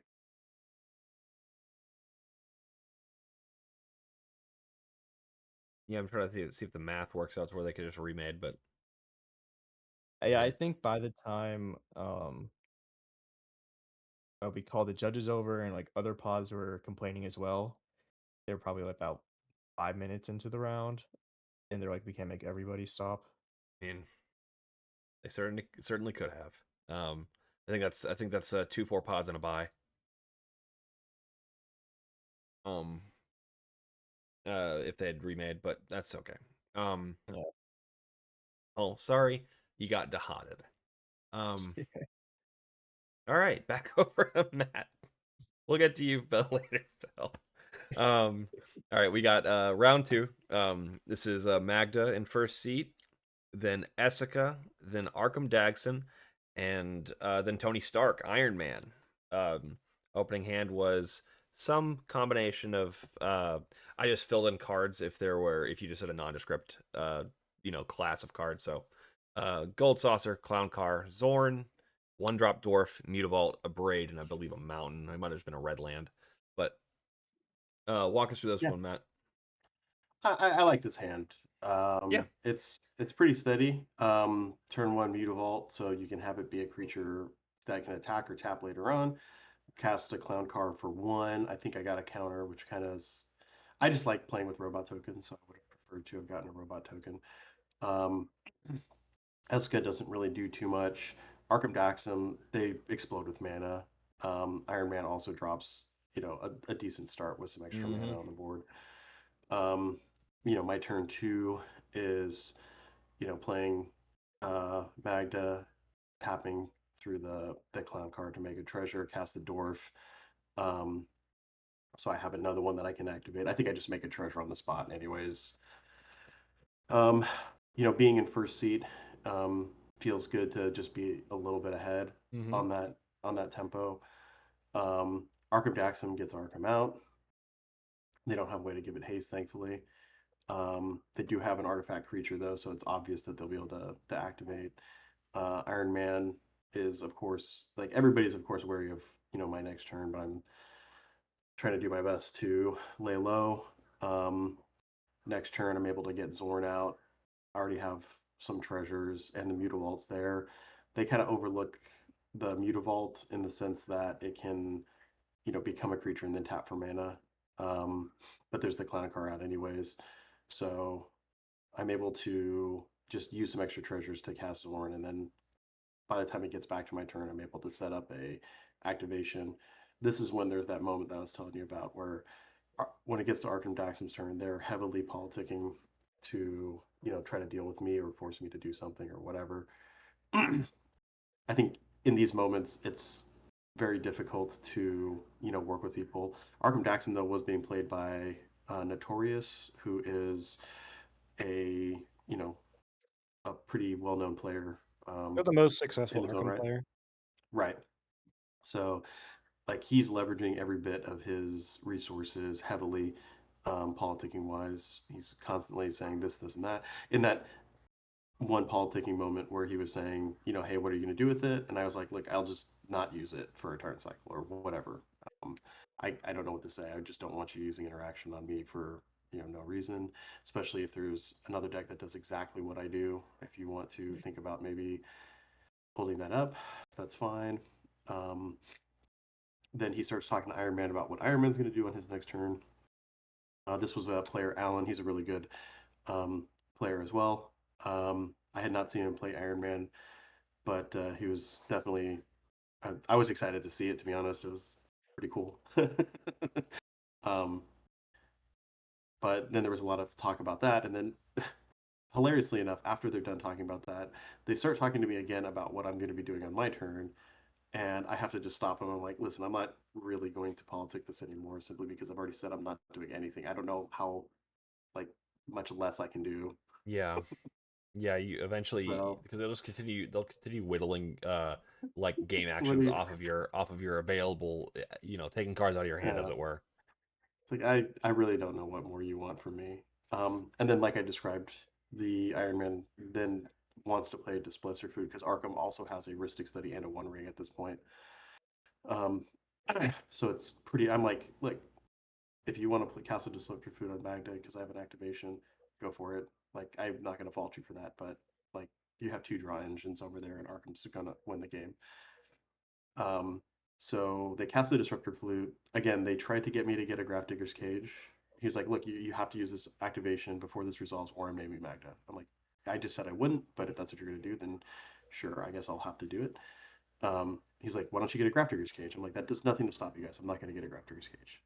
He says, well, why don't you get a One Ring? I'm like, I know what you're trying to do. Like, if I get a One Ring, I'll draw one card, and then the Disruptor Flute comes in, and you name the One Ring to shut off both of our One Rings. Like, that's also not going to happen. Try to get a Masswood Nexus. They don't like that because that allows me to get another activation on my turn. And then I opt for the Nexus of Becoming. They let me get that. Go to my turn, another dwarf out, get to another activation. Everybody's upset with it, but I can't win because I need more artifacts to go into a loop. Mm-hmm. And I said I wasn't going to win. So goes around the table. Arkham tries to put a win on the stack. We're able to stop that, get back to my turn. Mm-hmm. Exile, they get rid of the artifact dwarf, so they're feeling like, okay, maybe I don't just win, but then I put down the roaming throw through the Nexus of Becoming, and that was the end of that game. Win that game. All right, cool. Thanks, buddy. I mean, it sounds like you handled you had the good sense to not like play into the overly political player's hand as much as they wanted you to, which is good because they will straight up just like get you to agree to stop playing the game because you are in first seed and have stuff on the table. All right, Phil, you're up, buddy. We Yeah. have this is your second round. This is Magda, then Sisay, then TNK, then Rogsai, and your opening hand, if if I'm reading this correctly, is Opal, Furnace, Bauble, Grunt, Caveron, and Dwarven Trader. So sorry about that. A little correction would Yep. be I mulled to 5 and then I drew into trader. You know what? I'm gonna leave it. This will work for us. That's what my turn 1 looks like anyway, so we're Yeah, fine. exactly. Yeah. But yeah, this was really a great game. It was super fast because uh we got Blue Farm and Rogsai at the table, Mm-hmm. and nobody's having like this pregame conversation about Rogsai, and I'm like, this might be. I mean, my hand is just straight gas, Mm-hmm. but I'm like, yeah, I think I could get away with this. So I play my Great Furnace, play my Mox Opal, cast Vexing Bauble, and then it just goes quiet. nobody's talking, and I'm like, okay, yeah, this game's could be over really fast. Mm-hmm. Um, um, and so yeah, I use my Mox Opal, cast a dwarf, then I pass. Tissay has a land, plays their dork and passes, and then Blue Farm plays a land, and then just looks at the Vexing Bubble, passes. Rog's Eye does absolutely nothing. It passes, and I'm like, this is great. Yep. Like Vexing Bobble, turn Chest 1, kiss. seat 1 is just like the best feeling It's better than Blood Moon sometimes. It's just for sure. it just feels like, oh, I won from the dice roll. Awesome, thank you. Right? The only thing better is if you also get to cast Kibble's Trickery when it's out. Mm, Oh, right. I got you. Yeah, I mean that seems fairly straightforward. Getting the lockout win from the jump is awesome.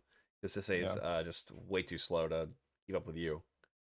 right. And then it was nice. I also top decked a Roaming Throne Right.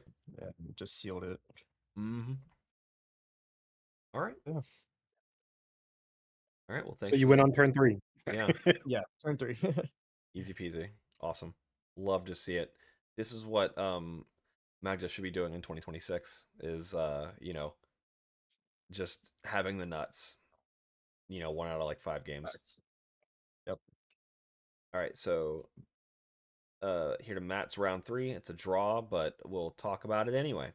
Uh it's This is a hand of all time. it is a hand of all time. Yep. It's a really fun looking I game. gotta say, like, I had to keep it. Right? Oh yeah, I mean Yeah, it's I mean, yeah, you just 50-50 into your into your win. red source on turn 2, and Yep. you're fine. Yeah, you Beautiful Soul See- Ring, Torque, Bobble, Seat 1, like that feels really good. All right, for the listeners, we have a Magda, then a T and K, then Elsha, and then Wheeliod. Really odd. Yeah, so opening hands, Mutavault, Soul Ring, Torque, Peter Parker's camera, Vexing Bobble, and then the Gold Saucer. So if you're wondering, dear listener, if there's no red in this hand, there is no red in this hand. So how did that You how did either that turn top out? deck it. It turned out fine. You know, was able to play this fast mana turn, and then kind of host people with the Vexing Bobble a little bit, similar, make things go a little slower. I don't think it was as impactful. They were still able to develop with other mana rocks and whatnot.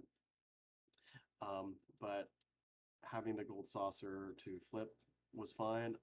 I believe I drew a red source um, on either my turn or the following turn. So I was able to just, cast Magda and make treasures with the Mutavault. I was also able to use Peter Parker's camera to make an additional treasure. Mhm. And I found that was a nice piece to use that with. Because of this, I get to a point where I can, um, you know, threaten a win.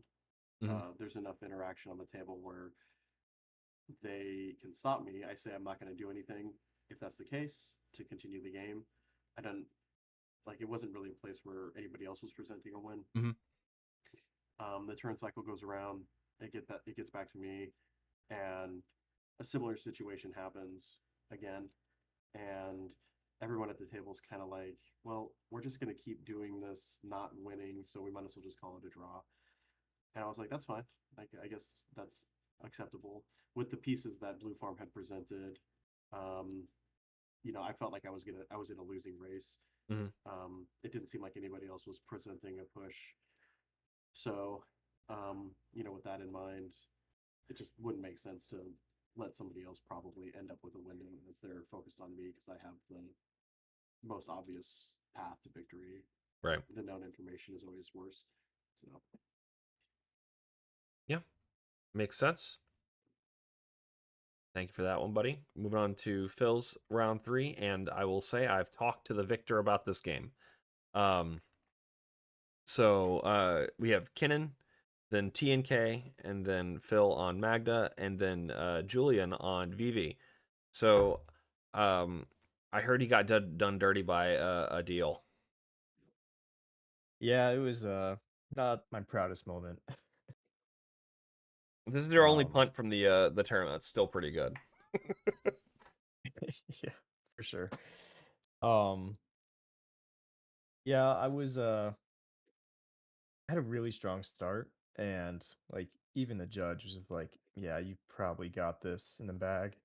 And later I rewatched the stream, and the commentators like, "Yeah, Magda's probably got this." And then, uh, yeah, Julian just got into my head for sure.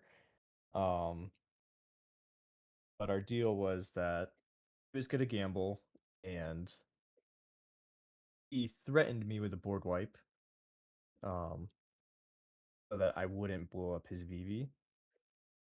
But we agreed to that.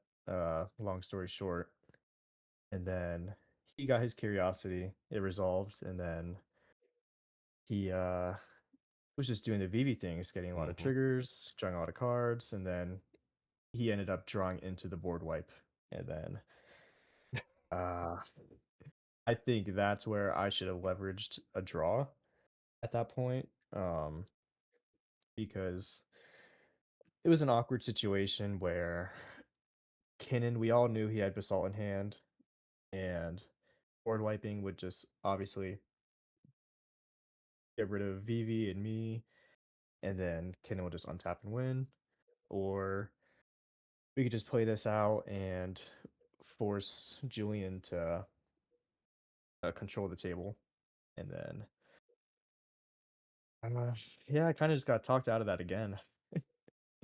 Julian's a Uh, very strong political player. Um,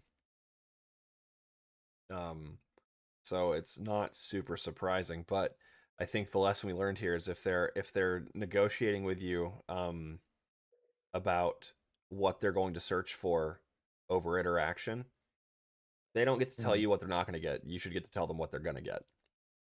right. Yeah. But yeah, it's also just awkward being we're third and fourth seat clearly behind because Blue Farmer's gonna necro and Kitten has Basalt in hand with a bunch of mana already. So he pretty much just said like this gamble is gonna be it's either a 20 or 25% chance that I have the ability to win the game. Because if this gamble doesn't work in his favor, I'll pretty much just stop them on my own. By tutoring the proper piece for Kinnan instead of just trying to get a generic thing that will slow the whole board. Um, yeah, that's pretty much it. All right. I mean, it sounds like you've identified the pain points in your decision process there. Yeah, it's definitely a good learning experience that I'll Mhm. keep in mind in the future. All right. Cool. Matt, round 4. Yeah, this one was interesting. Fourth seed is always rough. Mm-hmm.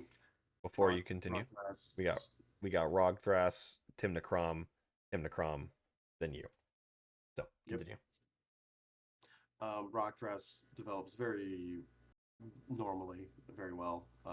Explosively, You yeah, know, yeah. No, they do. yeah, tons of stuff on the board. Um, Tim the Crom, I can't remember quite what they do, but they kind of have a rough start. Um, I think they still get some good rocks out. The other Tim Necrom, I can't really remember. I actually have a pretty good start in this one. I'm able to get to a turn two activation, um, which I have to politic. And there's a point on my turn where I'm making like the fifth treasure. The blue farm player clearly has interaction for me or somebody else, and I'm like, listen. They're like, why are you doing this like right now? You can make that fifth treasure at some point in time, some other time. I'm like, we're about to pass into Rockthrash's turn. If I don't have this treasure up, I try to make it, then they will be able to potentially do something before that fifth treasure's on board. I'd rather have the activation going into their turn, and that was very uncomfortable for them. So there's a conversation about that. I say, listen, I'm making this treasure. You can deal with me if you want, but I'm telling you right now, this activation is almost guaranteedly going to be used to interact with, Rogthras in some way. And they're like, well, what are you going to get? I'm like, I don't know. Like, it's going to be dependent on what they're trying to do. Like, if I do it early, they now have the information and I can't do anything about it, right? Mm-hmm. So it goes into their turn. They start pushing and angling towards like getting out an Oboro line because they have, you know, Dryad Arbor. They've got some creatures out. They had a Badger Bowl Cub. Um, they had a Cradle. Like they only needed like four creatures, four other creatures, and they're fine. Uh, the Timnacrom in the second seat had a Crom out, and I think another creature. And so I'm like, listen, I don't know what we can do to stop him, but and notably, I don't have like Meteor Sword or Spine in my deck because I felt like a single targeted removal, destroy target permanent. Mm-hmm. It's nice in some cases, but in these situations, I have to get something that just hits like one thing because then it doesn't affect anybody else. And I hate using a tutor for like just defensively getting one destroyed. So I just don't have it to even get. Mm-hmm. Um, so I'm like, the only thing I can get here is a portal. Like that takes him off three creatures, but I'm asking the blue farm, like, are you fine with that if it takes out your creatures in your prom? And it's like we're gonna lose, so of course they're fine with it. So I get to take them off of three creatures. That slows them down quite a bit, but they still have tons of mana, so they can flip Thrasios Punch, still continue to develop, and they're outpacing both of the blue farm decks. Um, Table goes around. I'm able to get back up to um, another activation, and people have interaction. Um, because of all the talk, we're starting to get towards time. Rockthras is like, I don't really want to take a draw because that doesn't help anybody get further in this tournament. And I'm pretty sure I'm going to draw anyways, so there's no reason for me not to just try to see if I can win. So they push to try to win. We all are able to stop them, and then the game is a draw. So I was actually pretty glad that they didn't want to just take a draw. They were like, hey, might as well see if I can win, right? Um, so yeah, this one, um, it was just a pretty good game. I was glad to do my best in 4C to convince people not to throw the game. It was great. Good feeling. Well, sometimes that's your only role in the game is not letting three throw to two or one. All right.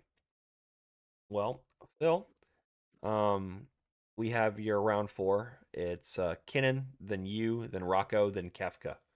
What can you tell me about this one? This doesn't look like a fun pod. No, this was not a fun game at all, but it ended pretty fast, so I guess that was all right. Got to get some food. Yeah, yeah. Like at that point, I was just so hungry.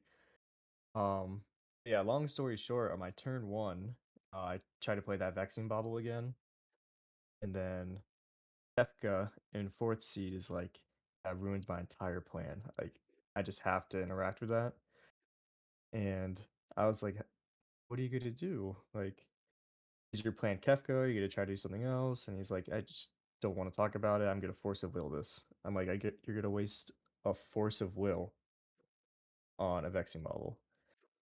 And he was like, "Yeah, I just have to." And so he does it, and then Rocco goes to their turn. They play a Janeth Magistrate, and like, I mean, obviously that's force of will is the only thing that could really stop that. Yeah.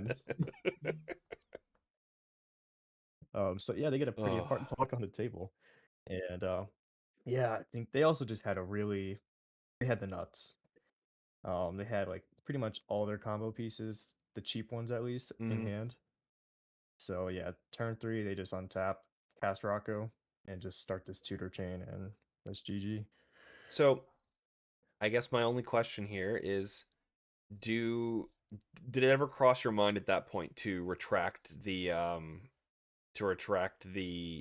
Vexing Bobble play? After the game, I definitely thought about asking for the take back.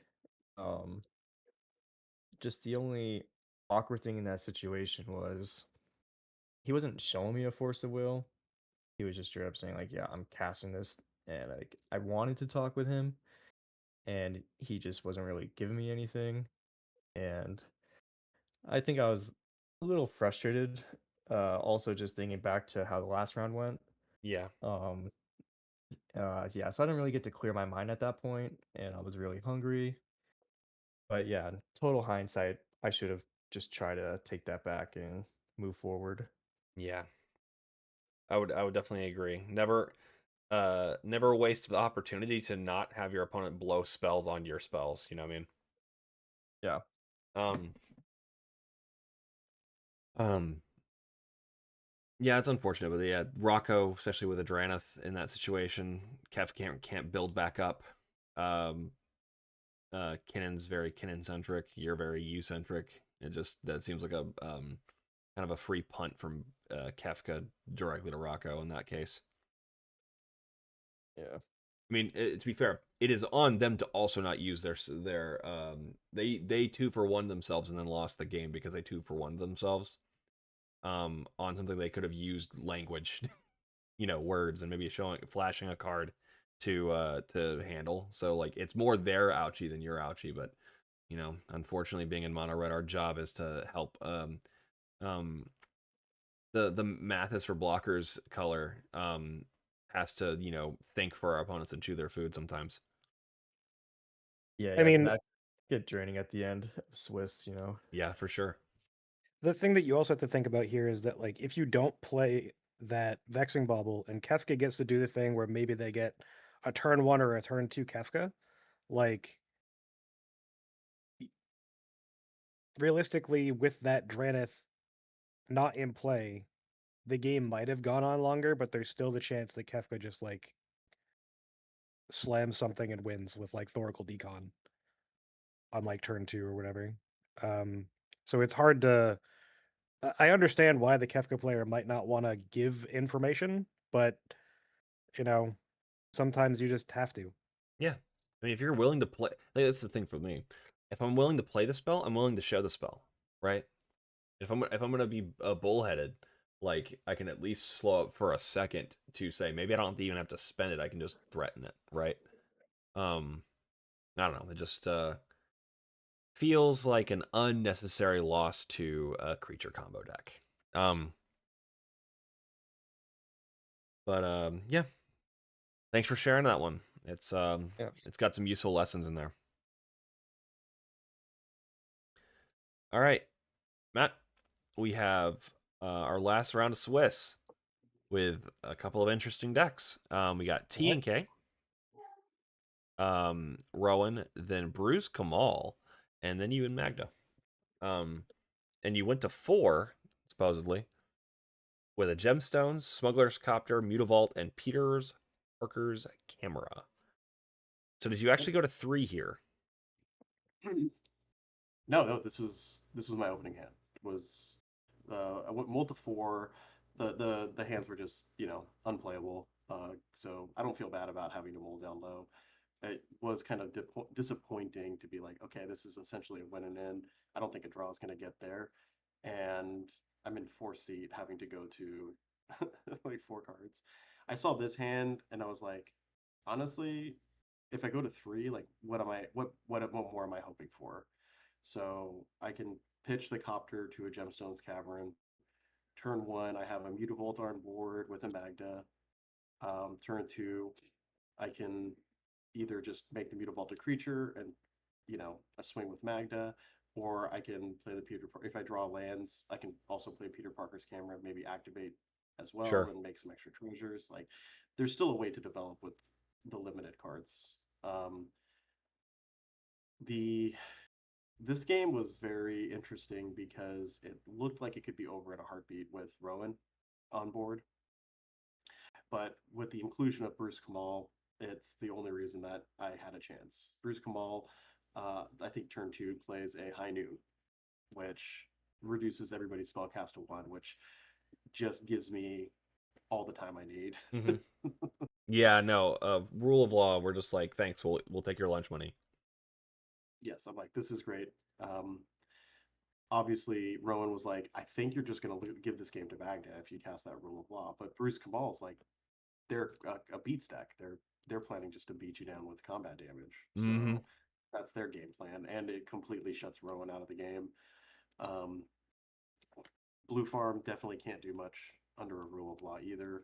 Um, They get a heuristic study out early. I draw into some fantastic pieces. So I think the next top deck is the other Magda. I get a Dwarven Blood Boiler, I think is my next draw. Oh man. So it's like I just drew into the perfect two cards that could catapult me into a win here. Before I get to an activation, or I get to an activation, and like people are progressing their board states. Bruce Kamal, I think at the end of Rowan's turn, Bruce Kamal's like, "Aren't you going to use that activation to try to like clear up some of this board?" I'm like, "No, like there's no reason for me to do that right now." And they're trying to be mana efficient, so they just flash in an Aven Mind Sensor, and I'm like, "Yeah, okay, you're trying to get me with the Mind Sensor, got it." But that shuts me out from really doing anything. So then it turns into this very interesting game of Blue Farm and Rowan and Kamal. Kamal's swinging at Blue Farm. Blue Farm doesn't really have any blockers out to do anything about that. Rowan's swinging their board over at Bruce Kamal. And through the turn cycles, I'm just pumping everybody's attackers to help them kill each other. That's hilarious. And so each turn cycle, I was making like 6 treasures and just slowly drawing cards. I'm just hoping that there's a window. But also, like, I get to a point where I have like 20, 30 treasures, and I have the other Magda out. So I'm like, okay, if the window opens up too, maybe I just make a bunch of dragons and kill somebody. I can't kill Bruce Kamal because they have the High Noon. So I kind of have to wait for like something else to happen to really make me want to do that. And I'm like also in a pinch. I could just lean into activating Magda and looking at the top 4, and maybe I find what I need to somehow, combo off. Yep. It gets to a point though where Blue Farm is dying. Like Blue Farm is essentially dead. I think they had 11 life. They were going to take 10 from Bruce Kamal because they played a go-go that copied Bruce every combat, so they're swinging in for 20. Wow. Yeah, there was actually a judge call because he goes through the first combat with go-go. Blue Farm had tutored for a Force of Will instead of a bounce for the High Noon because he didn't want to unlock Rowan. And once they swing for 20, Blue Farm's like, "Can we rewind to the cast of Brews? Because I would have countered that if I knew I was going to be taking 20. But there is no way to go Bro, back that far. what? What kind of question is that? Hey, Hey, if I knew I was losing the game, I might not have played this way. What? yeah, it was. I think it was worth the judge call. Like, if you have a question, go for it. But at the same time, like, I'm sitting there like, there's no way they're going to reverse this. Don't worry. Sorry, I made a mistake. Can I get a do-over? Everyone passed priority. There is new information gained. Yeah. There was Thumbs also up. like some kind of a comment where he asked what it did, and they were trying to say like that he didn't clearly hear what Bruce did, and I'm like, oh my god, dude, like, Then and whatever. asked to pick up the card. Yeah, we moved through that. Blue Farm starts getting put down pretty quickly. Rowan knows that they're going to get hit for at least another 10 because they're going to have to chump block with like Crom, but still take 10. But they play a Shieldred, so that means that Blue Farm will just die because they'll take 10. They'll be at 1. Oh And no. then they'll have to, like maybe they can flash in something. I don't know, but goes around. Blue Farm dies. It's now on Rowan's turn. This is like multiple, like we're on turn like 8 or 9 here. Like it had been moving pretty quick because of the rule of law. Rowan turns to me and says, "If I can handle Bruce Kamal, I need 2 turns." And I am like, I don't know what that means. Like, what do you mean by that? She says, "I need 2 turns." Okay, like we're gonna die, so I will agree to your terms. Like, I also don't know what you're talking about, so sure, whatever. So he swings at Bruce Kamal. All they had open for a blocker was a Sylvan Safekeeper, which was one of the reasons why they were able to maintain their board. Like they were just sacking lands to stop everybody's attempt to affect their board state. Then Rowan goes, "Okay, no blocks. You're dead to commander damage." They had had 5 rounds of combat. I had pumped Rowan at least once, so they'd taken at least 22 points of commander damage at that point. And there was another massive judge call because nobody was like announcing or tracking commander damage. That took a tremendous amount of time to get through. We walked through tried to remember every step of the game up to that point to find out when Roan was cast, how many combats there were, if I actually pumped, because a lot of the times I was just pumping and say like, okay, I'll pump one of your creatures, right? I wasn't like actually saying I'm targeting this specific creature in a lot of Yeah, cases that because it like it didn't really matter for me. But there was a case where I specifically had said that I pumped Roan. So um, in any what did case, the judge say? the judges did a very fair. It was like punchy. He did a very fair and thorough investigation. He came back and he said, "Look, we tracked it. With everybody was saying, we have determined that Rowan was at least pumped once, and we have determined that with what we were saying, there's at least 5 combats, so you are dead to commander damage." That was obviously disappointing for Bruce Kamal, as they easily could have swung at Blue Farm and held back 2 blockers to block Rowan as a menace. But again, like they also issued the whole table GRVs for not keeping track of game states As they should. specifically. That was sloppy. So it was sloppy, but it was a long day. Right? Yep. So now it's down to me and Rowan. I turn to Rowan. I say, "Hey, what did you mean by your deal? Like, I don't want to do something." No, it's like, just can you clarify, because I don't want to do something that makes you feel like is going against the deal, right? And he's like, "I need 2 turns." I was like, "Okay," and I can't activate Magda to search for an artifact during these 2 turns, right? He's like, "Yes." I'm like, "Okay, so you will get 2 turns. I will not activate Magda to search for artifacts for 2 turns." He's like, "Yes." I'm like, "Okay." So this is still in Rowan's end step. I follow Cat Blast Rowan. Um, Rowan dies. So I'm like, cool, that gives me a little bit of breathing room. They cast some very strange 1 mana cost tutor, where it's like you're supposed to like exile the top 13 cards of your library, and then you can like search for a card or something. Yep. It's like this weird demonic consultation. I don't know. It was weird. But he goes and finds a card, so I'm like, okay, clearly he's set up to do whatever he wants to do. Goes to my turn. I proceed to make 6 dragons with the other Magda. I proceed to go to combat with. He's at 23. I proceed to go to combat with 22 points of damage. So I put him at 1 life. And this is Anthony, known as Glacial City. He's a really good player. Mhm. He's like, "Hey, this pretty much kills me. Like this, I cannot win, and this pretty much takes me out of the game. Like I feel like this is going against our deal." So I have to reiterate and say, "I'm not tutoring. I will pass to you, and you will get 2 turns." Um, so I don't feel like that's going against the deal that you specified that we just talked about, right? Al- Um, Also, I'm gonna be completely honest. No one should be expected to no one should either make or be expected to respect a deal that says, "Hey, you must let me win the game unfettered, or I'll let this person win the game unfettered." Because at that point, you're just arguing for a draw. If you weren't willing to argue for a draw, you can't just say, "Well, now I get to win." It's um silly in my mind. sure. So put him at 1, goes to his turn. He plays a Tarnished Citadel, taps it, and loses 3 life and loses the game. So that was the end of that one. But it All was right. like fraught with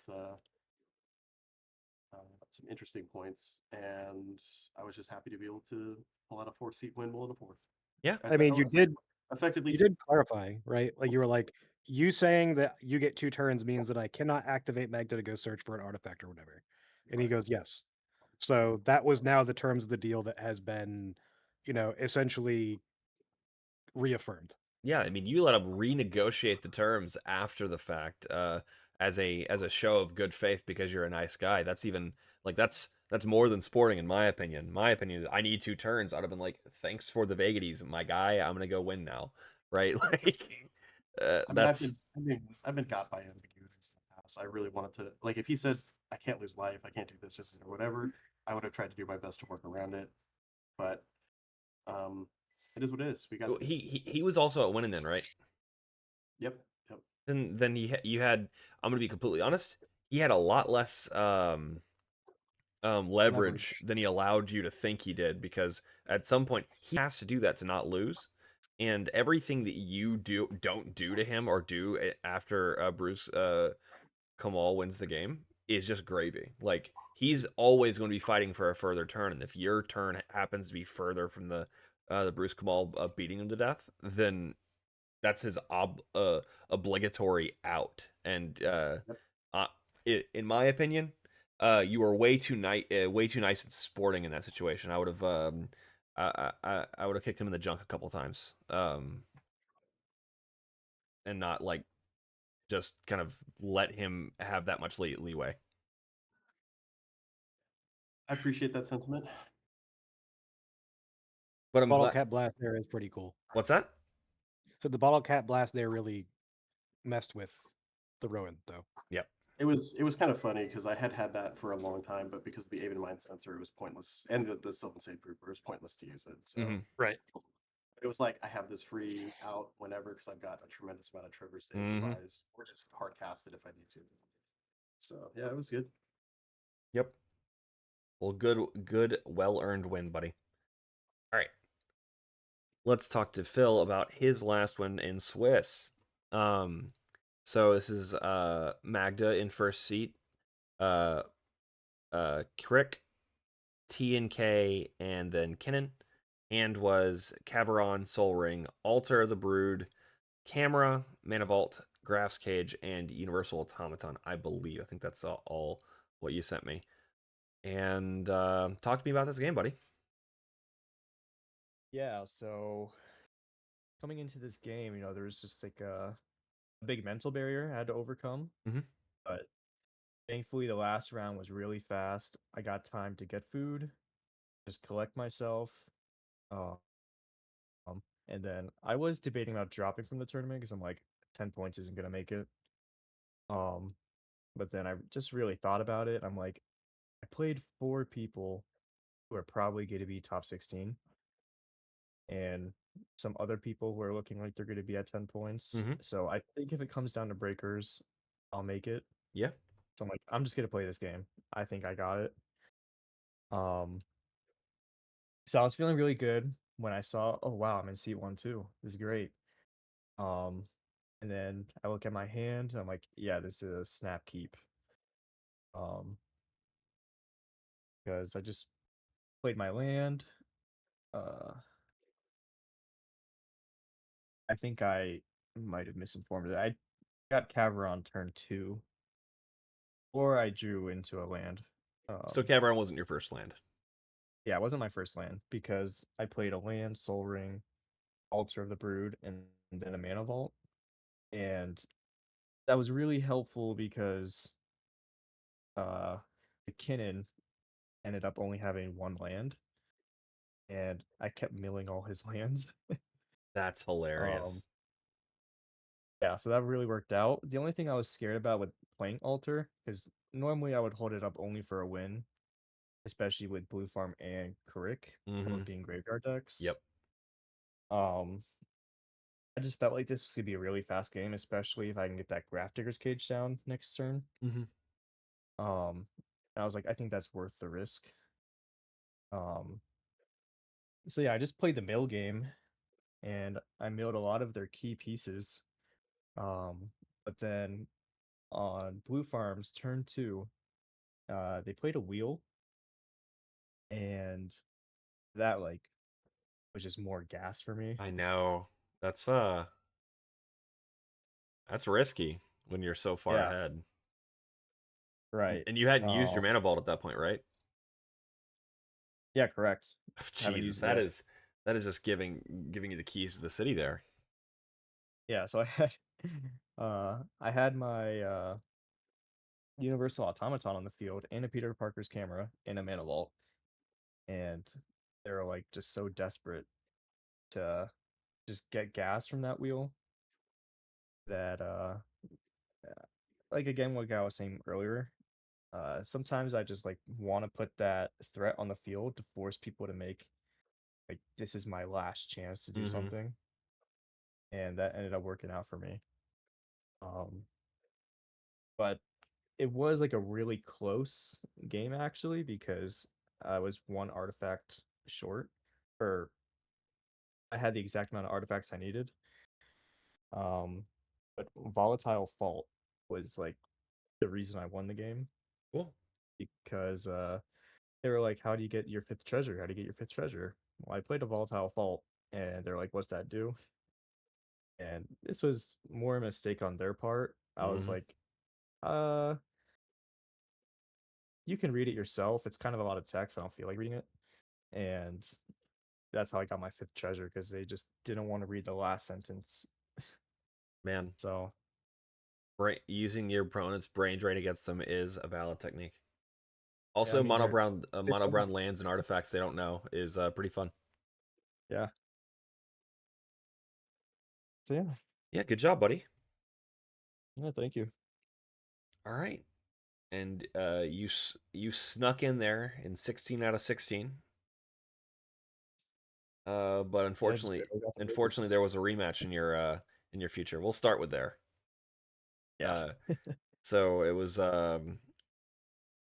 some pretty aggressive strategies in your pod.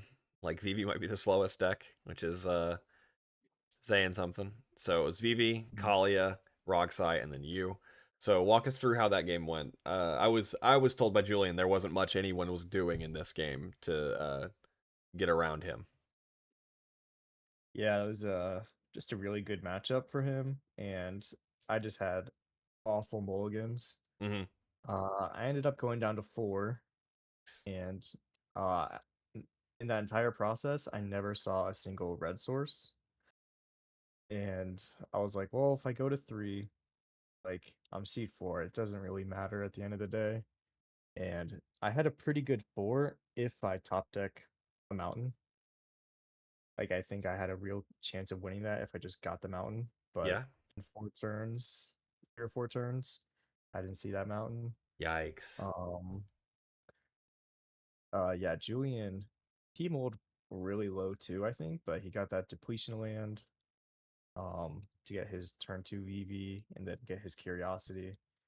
Um, Oh, but sandbar Rog's side, or the red one, Needle Verge. the what? I think he had the blue one. Okay. Yeah. Yeah, but Rogsai actually put up the first win attempt. Um, but they gambled for an Adnaz, and I think they lost it on a 1 in 5 chance. Yep. Like they had like so much mana because they flared uh Dark Writ and everything. Yep. But yeah, that just completely opened the door for Julian to just go for it. And yeah. Yeah. Kali and a Kalia, a spent a Rogsai, and then a Magda with no with no red sources is not doing a whole lot there. Yeah. Unfortunate, but I guess.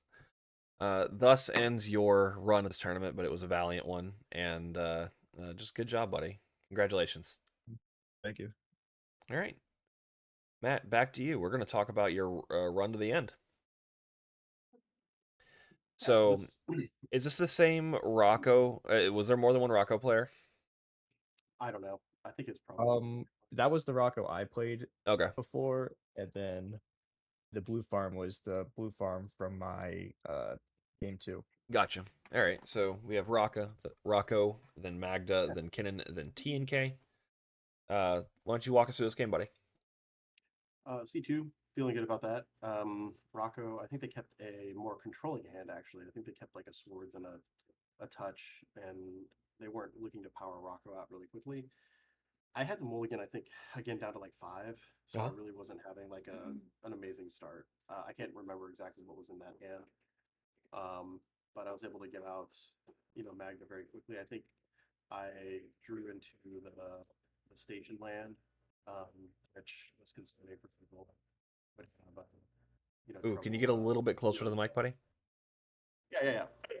And it had a fantastic progressing super well. Uh, you know, rock, whatever. Can you take this piece?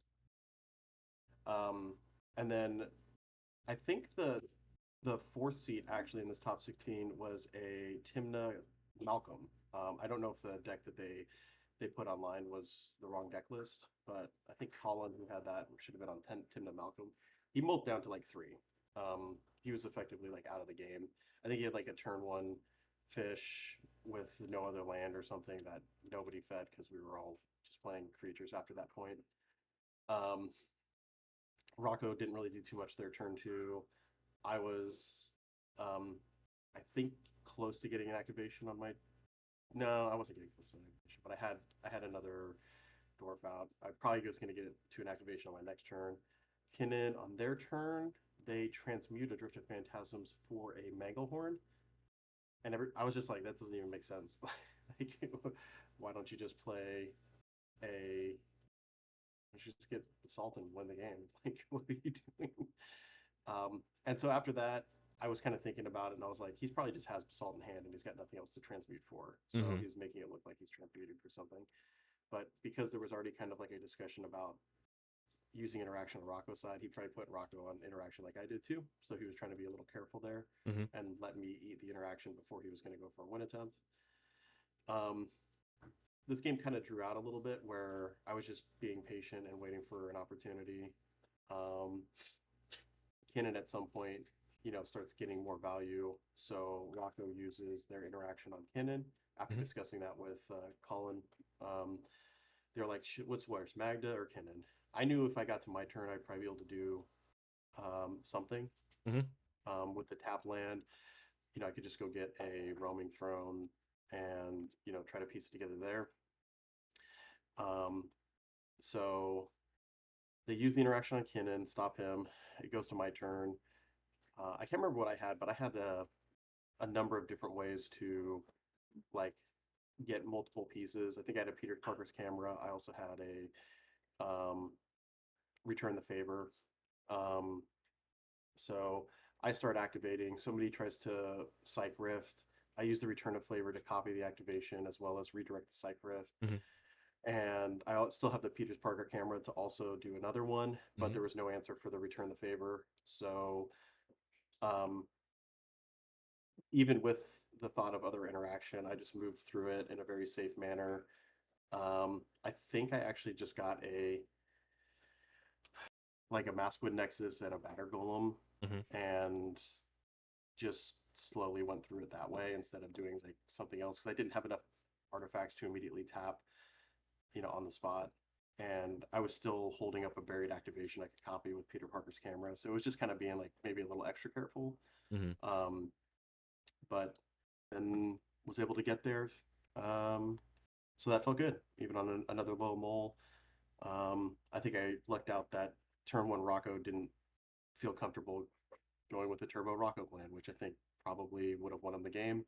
I think if Kinnan just tried to raw dog the, Basalt and get like one flip and then try and move into another one, they probably would have been fine too. So I think people were just overthinking it. Yeah. Well, good job, buddy. All right. Well, we're at the end now. We're back with Julian on Vivi, T and K, you, and a Winoder. So I'm always curious how relevant was the stack stack at the table. Inconsequential. Yeah.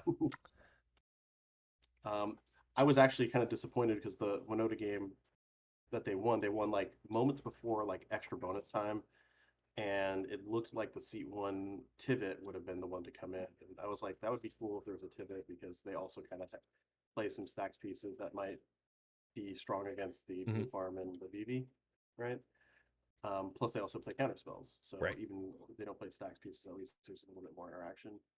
But it was awesome to see Winota pull that win out. It's really good. I had to mull down to 4 again, just getting completely unplayable hands, which is fine. And it was another mull to 4 with How many actually how it was many a red mull to sources do you 5. run again? It was a mull to 5 with a gemstone. Um, Probably could use more, but it wasn't just that. It was just like a lot of them didn't have any rocks, like any fast metal Gotcha. that I would prefer to have. And I don't have a problem mulling to a lower amount. Um, the I did feel like in hindsight I feel like I made 2 mistakes. One was I kept a dwarven miner because it had 2 toughness. I Oh, figured they'd Matt, could you probably get a little bit keep closer? yeah, I figured that they'd kind of be close keeping a bowmasters or something to deal with to Magda. So I could have kept just the normal dwarven trader with 1 toughness, but that cost 1 red. But I opted for the dwarven miner. So my turn was just cast the dwarven miner. I could have cast a Dwarven Trader, and the other two cards I had in my hand were a Deflecting Swat and a Red Blast. So I haven't played against a whole lot of VVs. I probably should have just either cast a Dwarven Trader and held up a Red Blast, or just cast Magda and held up the Deflecting Swat. Mm-hmm. But I was thinking that, you know, this might go differently. Mm-hmm. Unfortunately, it didn't. But my read was correct. Blue Farm played like a ton of rocks. Vivi just played a depletion land. The Blue Farm rocks that they played gave them like 4 open mana, or like 2 open mana. Winota played a Giver of Runes. Vivi's turn, they start playing some cards. I think they do a Git Probe. In response to the Git Probe, Blue Farm plays a Orcish Bowmasters. They say, why shouldn't I touch your guys' board? Because he can't kill Vivi with 2 pings. I'm like, I don't have anything to really say about this, to be honest. Like, you can kill my stuff if you want to. I don't like. I'm old to almost nothing. Like, I'm already kind of out of this game. He opts to try to ping the VV, I think, and then VV shows a deflecting swat, and Zach says, "I will give you full agency over this Bowmasters. I don't care where you send the pings, but if you don't kill my Bowmasters, you can do whatever you want. You can save your deflecting swat." So they go, okay, that sounds fine. Vivi then proceeds to cast Vivi, and they cast Vivi, and then they did the Git Probe.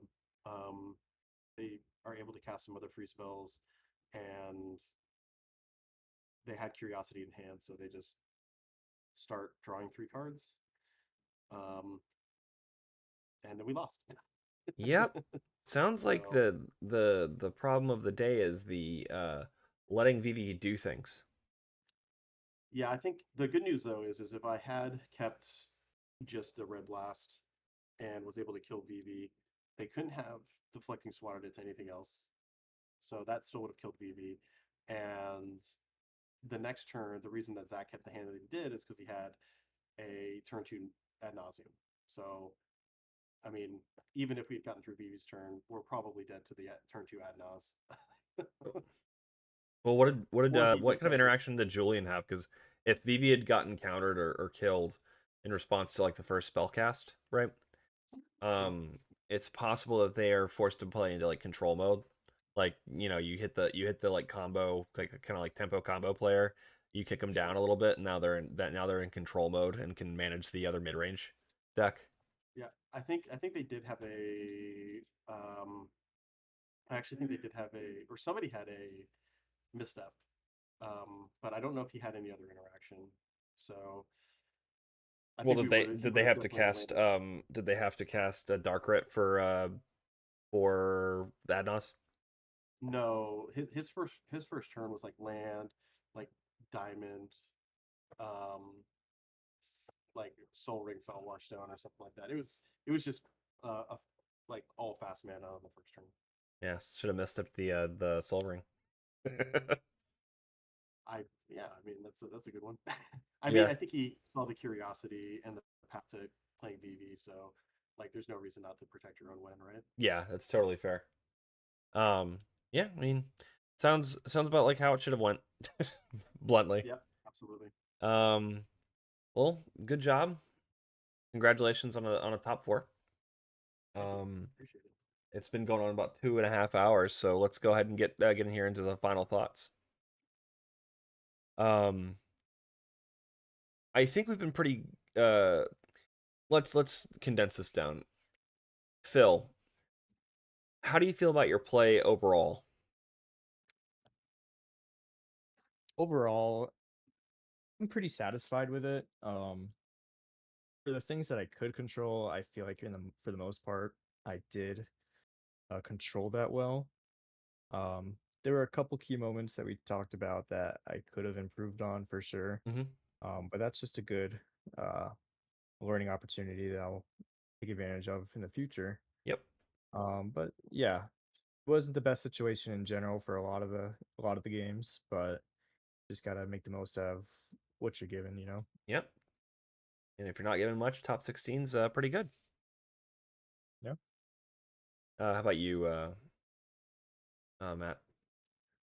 I felt I played well. You know, you try to use reason as much as possible to not open up windows. That's my biggest qualm about playing Magda. Is uh, I usually try to start a game by talking to people saying, you know, my information is known.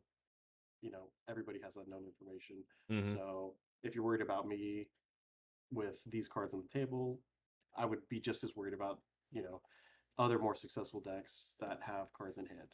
So just because they're not seen on the table doesn't mean that they're not going to come out and completely win the game on the spot.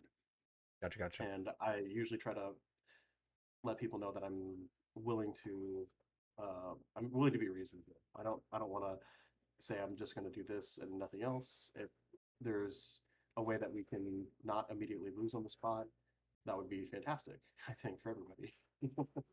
Yep. So I felt like I did well, communicated well, and the people that were in the pods, I think that they did a good job of weighing their options. And in cases where they felt like it was the right thing to do to remove Magda, I would probably agree with them. In some cases, I said, yeah, this is probably a time when you want to do it.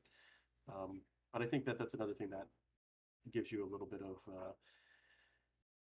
of extra understanding from players if you're open about what you're trying to do and you're not trying to sneak it in, because you know they will listen to you when you're definitely saying like I'm not the threat right now, and they don't unnecessarily persecute you for no reason. Right. Yep. And that's always the danger with being a dwarf is, they want to roll you. All right. This is gonna be more of a rapid fire. Phil, if you had to like pick out a couple of cards that like really surprised you and how well they did, is there any in the that you can think of? Yeah, I wouldn't say surprising, but uh Caveron just really good. Um Zero drop vehicles, pretty solid, right? yeah, yeah, they can't interact with that. And counter OAM, so it's really good. Mm-hmm. Um Peter Parker's camera, that's also a pretty good one. Yep. Um but other than that, I think it was just kind of standard, I just did my thing and played the game. Yeah. If there's any cards that are feeling more like they're the 101st, 102nd card right now, what would those be? Ooh. Um yeah, so Final Fortune wasn't in this list. Knuckles originally was. I just made the switch this past week. Mm-hmm. Um, I think I would keep Knuckles in there if I could. But that just seemed like the slowest piece I had in the deck at the moment, so that's why I made the swap. Sure. Um, Honestly, when we were talking about Mirror of the Forebears, that is a card I do enjoy, especially when the meta is a little bit slower. Just being able to put that activation on the stack on top is something that has helped me a lot in the past. But yeah. All right. Um, let's see. We've covered the rest of this pretty well. How do you guys feel about Magda as like a deck right now? Like just in if you had to, give it a prognosis on, staying steady in the top 15 decks or, trending down, trending up. How do you feel about it? I think it's solid. I don't think there's any um, like what any other way to put it. I think it's pretty easy to start with very low resources and have a clear path to victory. Um, I don't think many other decks can have such a similar game plan of simply play a handful of creatures, and that gives you the ability to pivot depending on what the situation is. Um, I was actually kind of surprised because I had not really played too much with the Station Land. I had not played with Peter Parker's camera too much. I would have said the same exact answers as Phil. Um, those cards make things possible that were not possible Right. before. Mhm. Parker's um, camera is very much like a roaming throne moment kind of card. Absolutely. Yeah. I'm excited that there's always going to be something else. Like my 101st card is going to be the Furdock Core, of course. It's just some of these cards I didn't know about that exist that just fall directly into the deck without too much effort and just improve it. Um, Obviously there's going to be more of those that come out with each set, so I don't see it. Um, I don't see it really going anywhere. There's really nothing I can think of that's going to cause it to be irrelevant in the coming years. I don't know. They could reprint humility, but only for everyone else's creatures or something. I'd play that deck. Yeah, that would be. You no.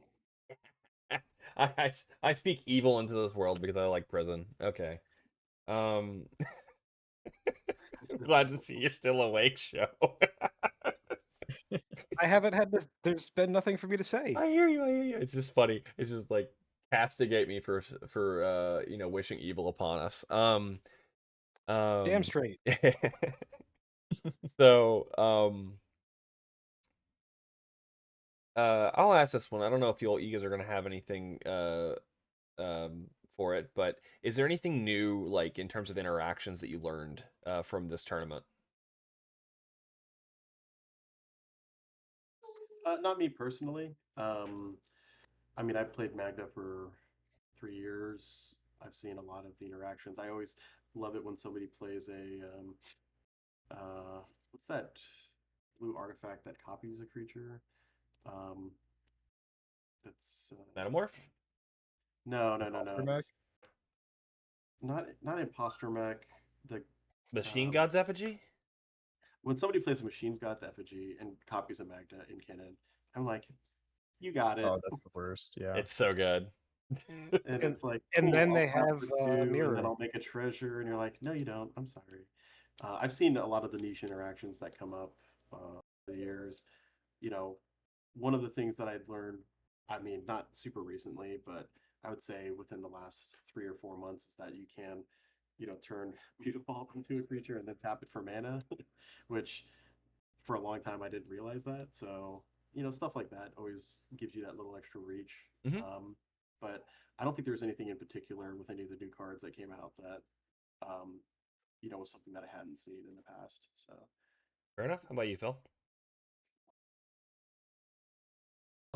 Yeah, I wouldn't say I learned anything new in terms of how to pilot the deck or like any weird interactions. Hmm. This is even though I've only been playing it for a little under a year, I feel like I have so many reps on this that it just feels very natural. All right, cool. And this is, I like to end off our striking golds with uh, some gold nuggets of wisdom. Um, what's one tip you'd give to every Magda or CDH pilot? Let's start with you, Phil. Yeah, I think just utilizing talking, just being open with the table, because especially with Magda, if like people know that this is just a ticking time bomb, like at a certain point you're just gonna get those treasures. Like this deck is so like um on board Yep. that you just need to like say like, hey, like actually I run into this a lot. So many people are like, oh, you win with 5 treasures. Or like, yeah, we're just gonna die to Magda like right here, right now. And I'm like, no, I don't have an artifact dwarf. I don't have 10 treasures. Like, let's chill, let's talk this out. Hmm. Just don't like blow me out right now because I can still help the table. But yeah, if you have a way to interact, do it before I go to my next turn, or don't let me tutor for roaming throne on the end step, you Hmm. know? Um, so just utilizing like and being open that I'm not the current threat right now. Uh these guys still have the ability to do this. There's 2 other people at the table. Uh just don't target me specifically just because of a possible threat. Like there's still time on the clock for me to actually develop to being more of the threat. Hmm. How about you, Matt? well, yeah, I'd say if you're just getting into the deck, don't be afraid to punt some games. Like you're definitely gonna miss time or miss sequence things very often. It takes a lot to make sure that you're maximizing every turn and oftentimes one treasure makes or breaks the difference between, being able to win or lose, but that's okay. Also, try to be patient. Um, Even if you are not able to get any kind of traction with conversation, people are forcing you to try to use an activation. Sometimes you can just say, nah, I won't activate, and then save those treasures for a future turn. Mhm. And that might completely derail their thought processes or their plans, thinking that you would have gotten something specific, and then they can move forward with everything else. Um, there's definitely a lot that can happen in a game. So if something's not working for you or something doesn't feel right, don't be afraid to just try something completely different, because if you're going to continue to do the same things, you will probably continue to have the same issues or the same play patterns. Okay. Show, how about you, buddy? Don't forget that split second exists. Okay. Anything else, Yeah, or there just are there yeah. are three split second spells. There is Word of Seizing. Don't be afraid of it. Pick a card. Realistically, the most important thing is to understand when you're the threat and understand that quite literally Magda needs to be one of the most honest, if not the most honest decks at the table. Yep. Because we are so Right. heads up. So like you also have to understand that you can't always logic people into making the correct decisions, and just understand that this deck loses to player skill variance Yep. a lot. Yep. So, like everyone else has said, try to win your first game in the tournament so that you're not in losers bracket. But you know, take a look at all the cards that you're playing, and just, if something doesn't feel right to you, play something that you think will work for your own playstyle. Mm-hmm. Like, we always reference the Magnomicon, but that's quote unquote the beginner's list, Mm-hmm. as far as like this is meant to give you something to touch all your bases and go from there. Like my own list is like 15 cards off the Magnomicon right now. Um, I'm playing a faster variant of the deck at the moment that went off some of the Stax pieces.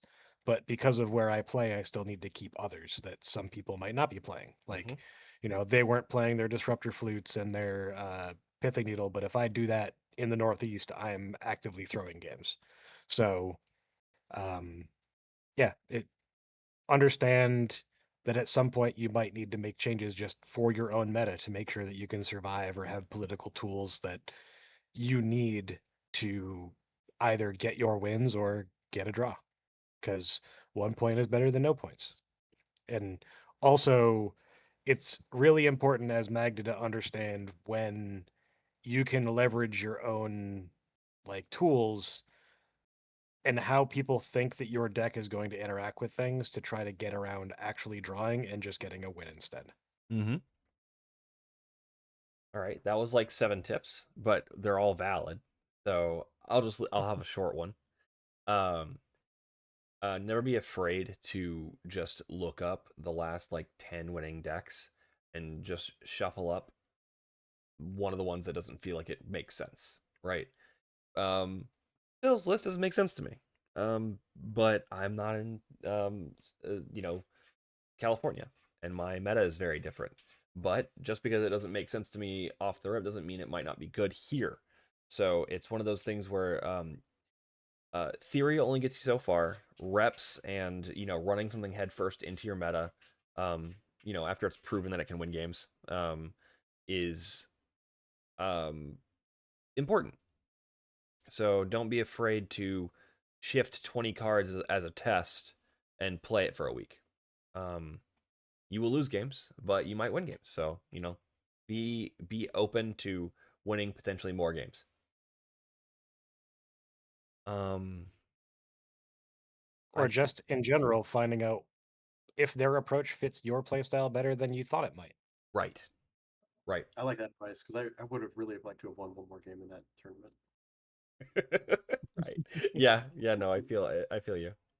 I know there was a period where I was very much in the Turbo Stacks plan, and I didn't want to like mid-range Magda or like mid-range Turbo Magda, and it didn't feel like it would feel right to me because I enjoy the pain and suffering emanating from people that have been locked under a Blood Moon Null Rod.